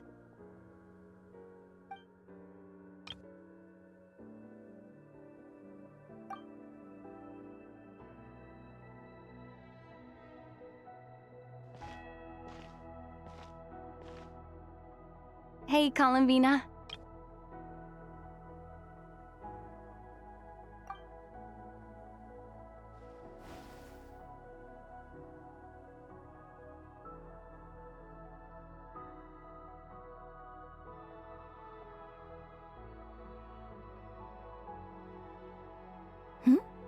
Is that a new outfit? An old one, technically. It's been in a cabinet inside the ship this whole time.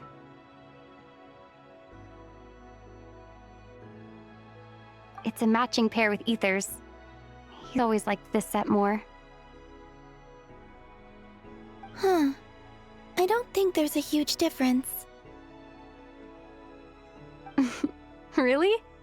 Yes. It's still the same you. You're the same person, no matter what clothes you wear. Only Columbina would make an observation like that. Traveler, do you consider Teyvat your home? Home is wherever Ether is. But then, after all the time I've spent here and everything I've been through... Yes, I'd say it's my home. Would you change your answer if Teyvat changed appearance? I mean, if the truth about Teyvat turned out to be different than what you thought. I don't know. But I don't think so. The truth is not what matters most to me about Teyvat.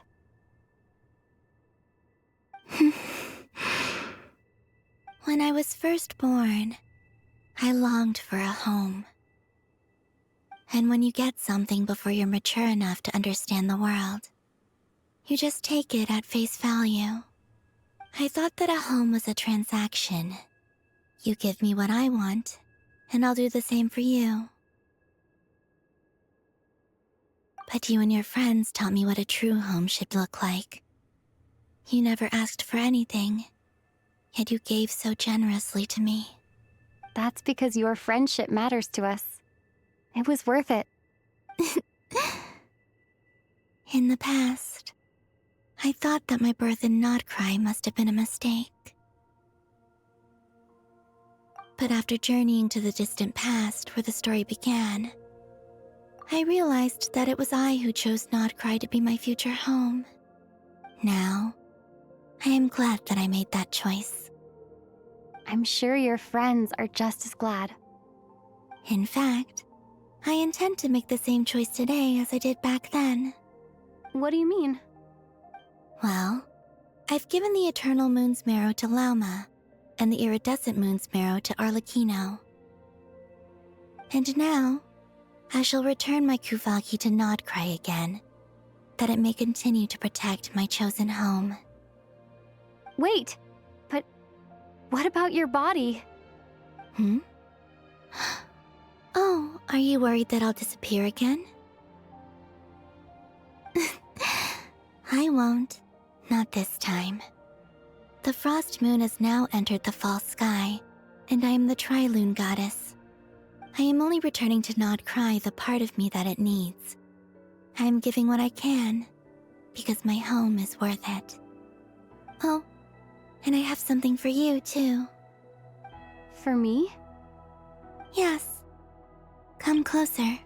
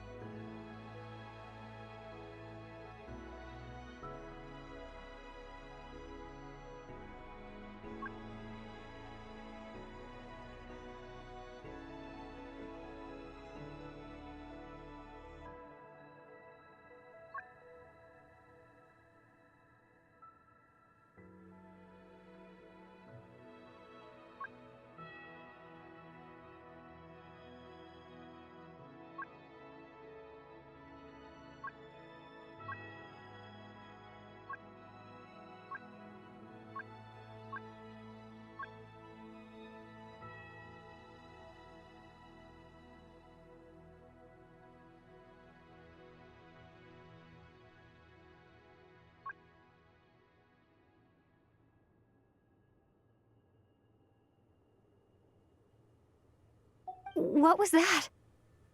I lifted some of the restrictions this world placed on you. I trust this will help in your future adventures. My power. It feels like it's grown. I can use the elements more freely now. Thank you. This will be a great help. You're welcome. I see you as family, and after everything you've done for me, In fact, no. It's not because I owe you. It's because you're worth it. Here, this flower is for you.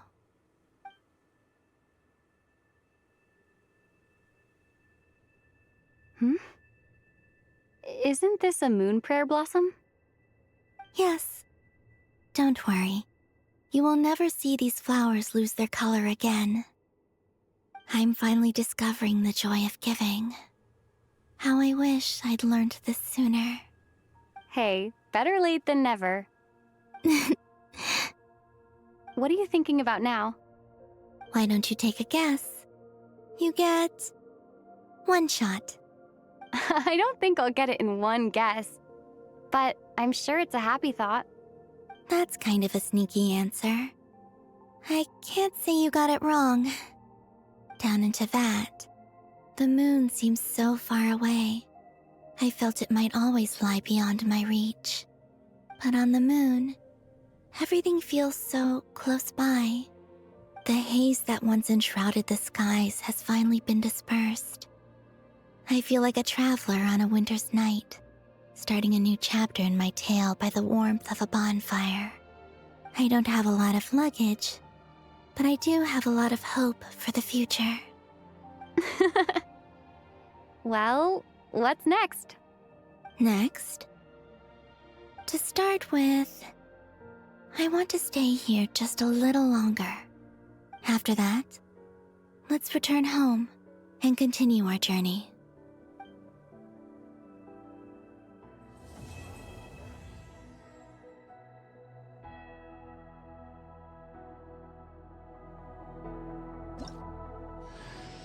These clothes bring back so many memories.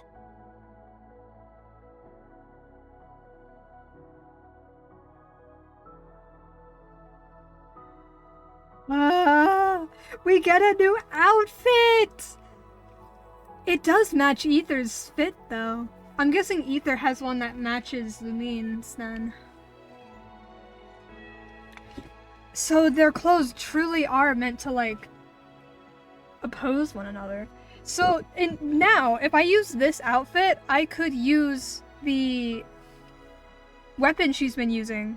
Like the weapon, what is it called? The prototype Rancor. And it'll like match her fit. And then I can be more,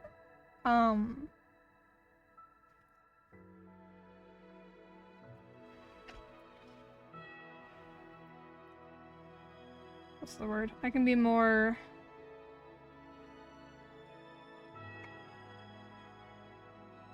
lore accurate, I guess?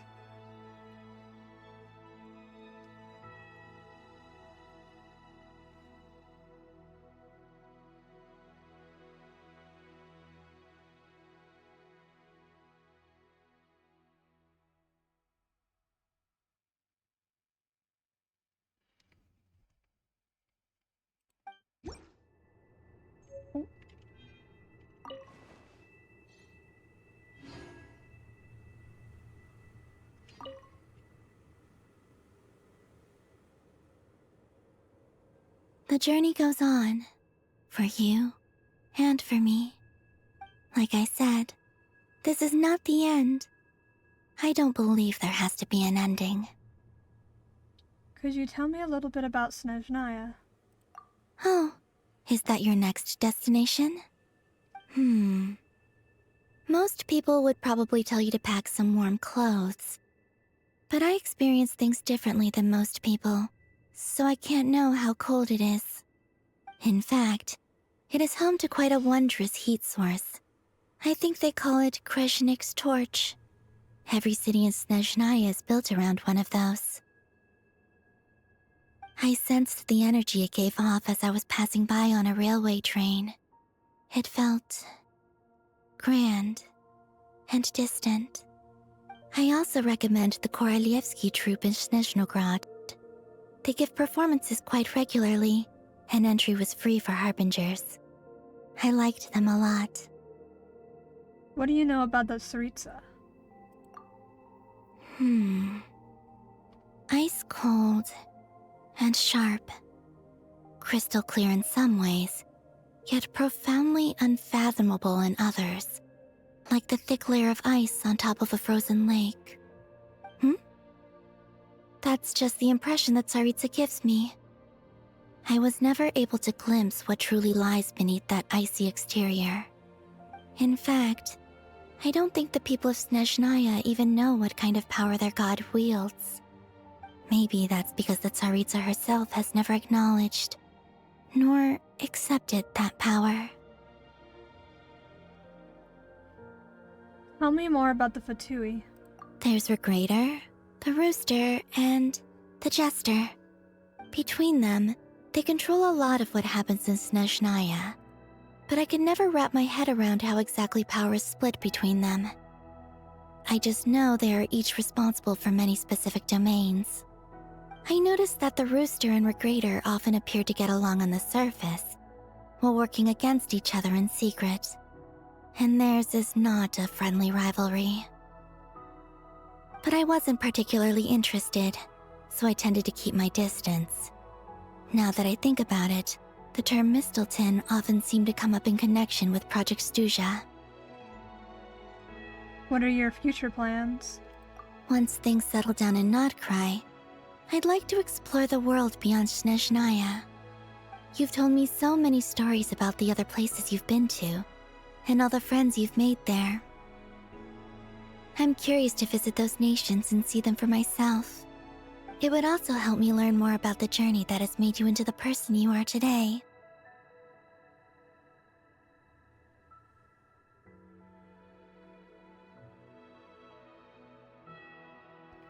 Interesting. That's all the questions I have for now. Okay. As you continue on your journey, don't forget to gaze up at the moon once in a while. It is, after all, no longer an illusion. It shall cast down its true moonlight, connecting us in truth.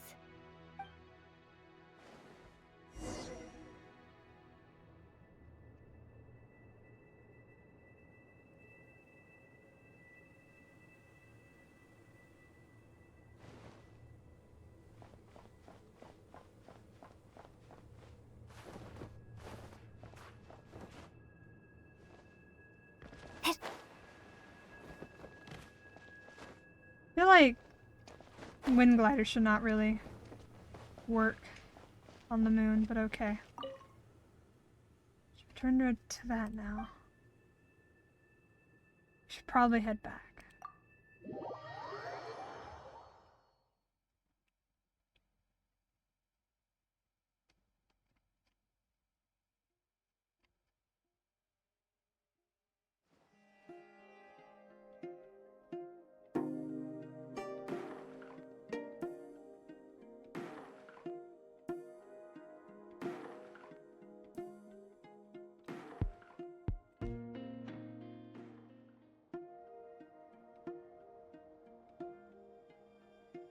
To Jean, acting Grand Master of the Knights of Favonius.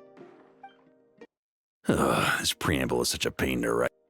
It's probably high time we got rid of this acting business. Why is it bugging out again? Stop this! I trust that Dern has updated you all on recent events. Hope we didn't worry you too much. The good news is we managed to come together and put a stop to the Doctor's evil schemes. With that, I think it's safe to say that Notcry is finally out of the woods. As for the Fatui, not counting the Damselette, aka the Moon Goddess, who has left their organization. Based on oxygen Oops.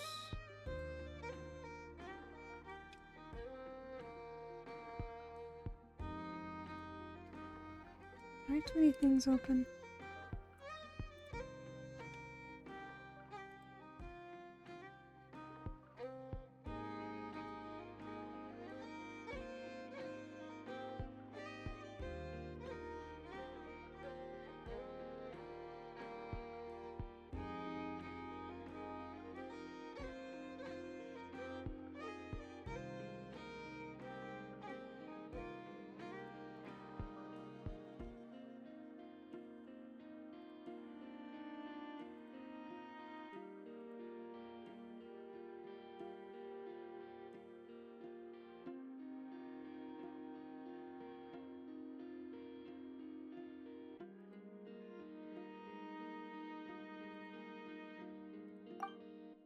We found ourselves allied in this instance with both the Knave and Marionette.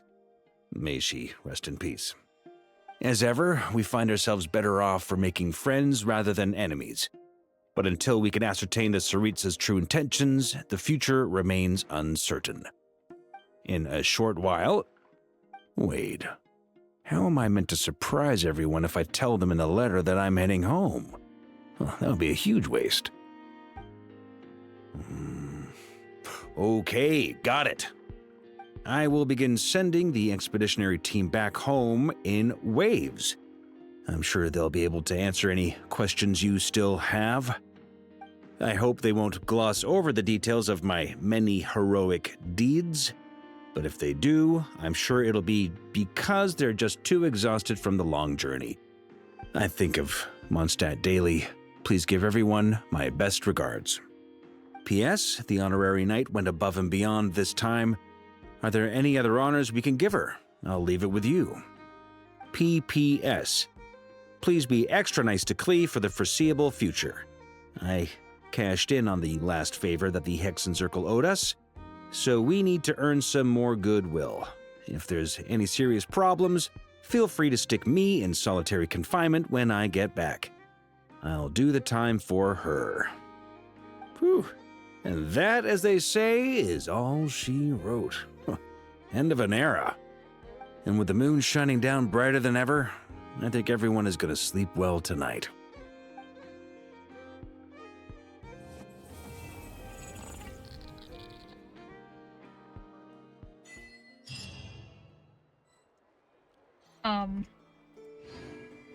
What was that?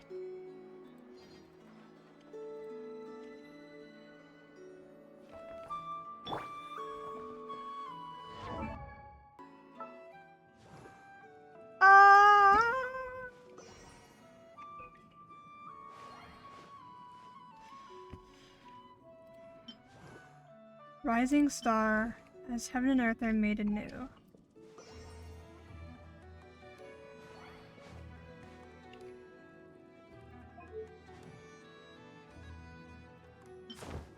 Ooh, the Not Cry one looks so cool.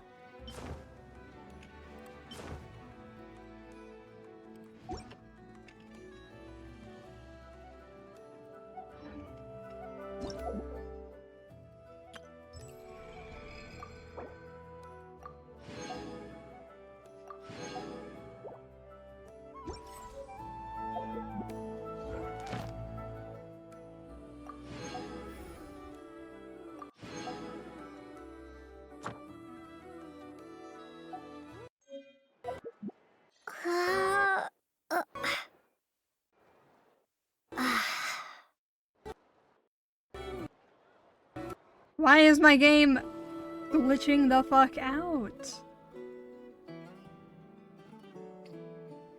Bruh. It's having issues. 500 primos.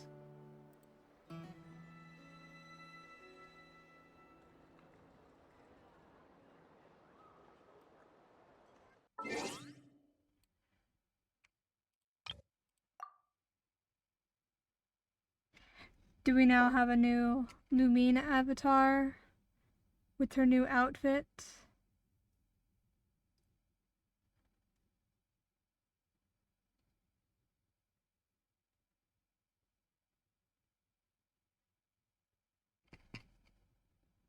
Okay, game, just freeze on me. That's great. Is this a sign that I need to stop playing Genshin and start playing other games?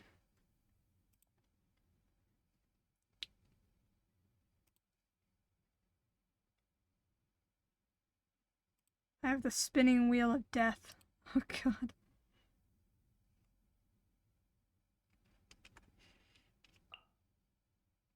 Oh. That's not good.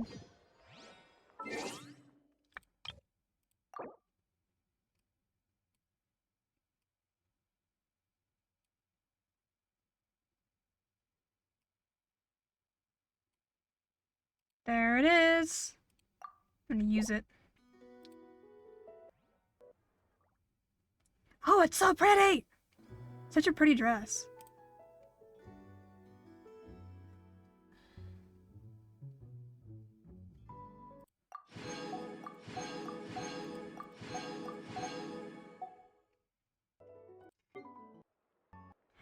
There's so many little red exclamation points.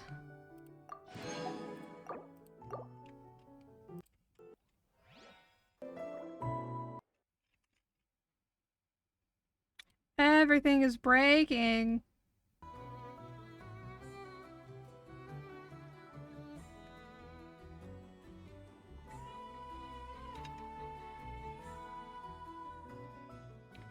Well, it mostly held up.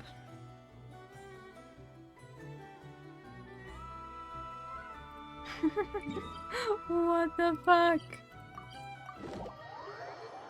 Why is it poking out so much? I closed a bunch of stuff too. That I didn't need open.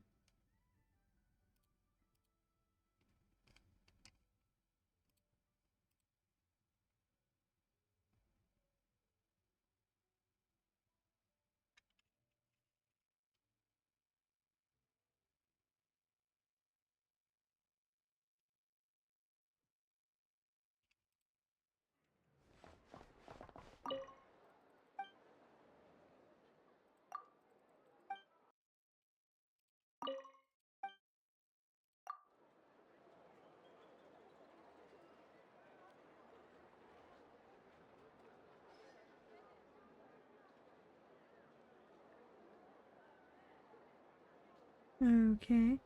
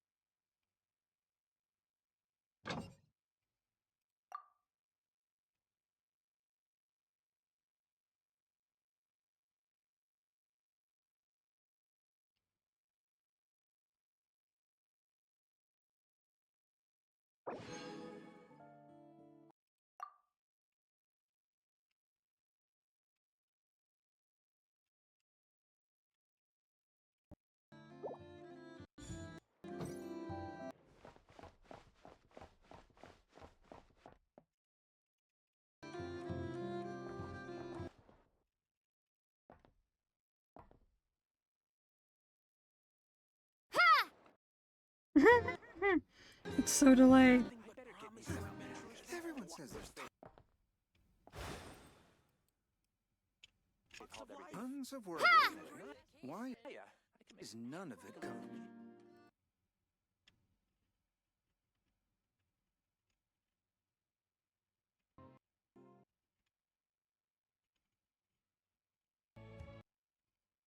See, now this sword doesn't match their fit.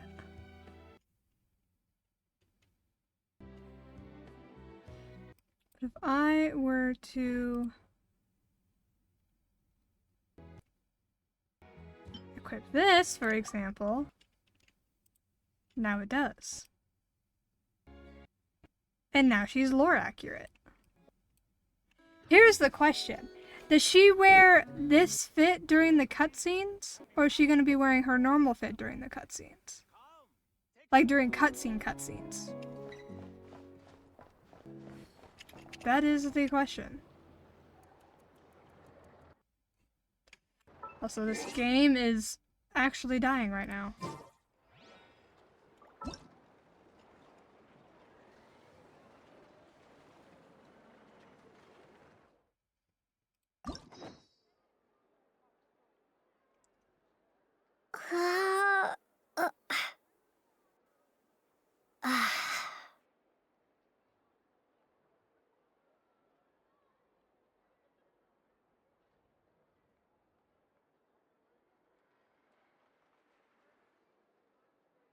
Why is it taking so long to do anything right now?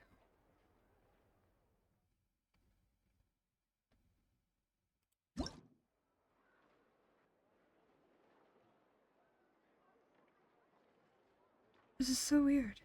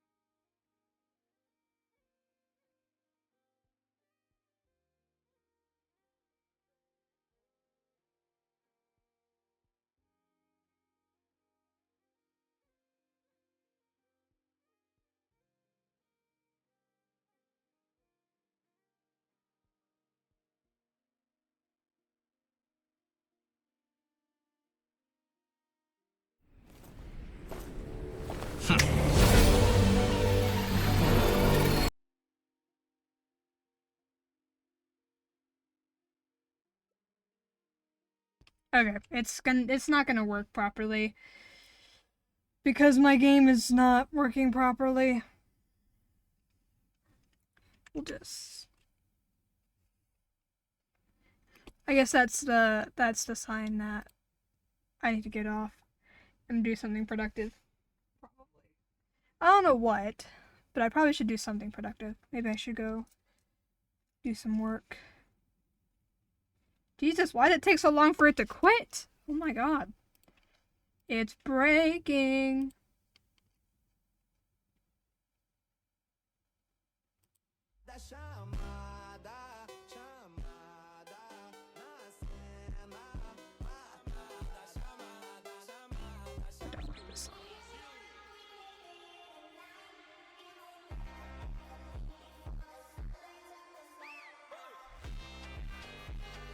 Okay. Oh, so many questions. So many answers and still so many questions. And I have 5 days to do the lantern right. Maybe that'll be tomorrow. I don't know. I have some homework I gotta do tonight. I need to work as well because I need to be able to pay off my truck payment this month. You too, Pika. Whenever that next time is. Hopefully tomorrow. I'm gonna aim for tomorrow just because I need to get the lantern right done. And then maybe I'll branch out into other things again, like other games. Possibly. Ow! Ankle. Okay. Anyway, thank you to everyone who stopped by, everyone who's chatting, everyone who's lurking, and everyone who's watching this back as a VOD. I hope to see you all next time, whenever that is. I love you all. Bye.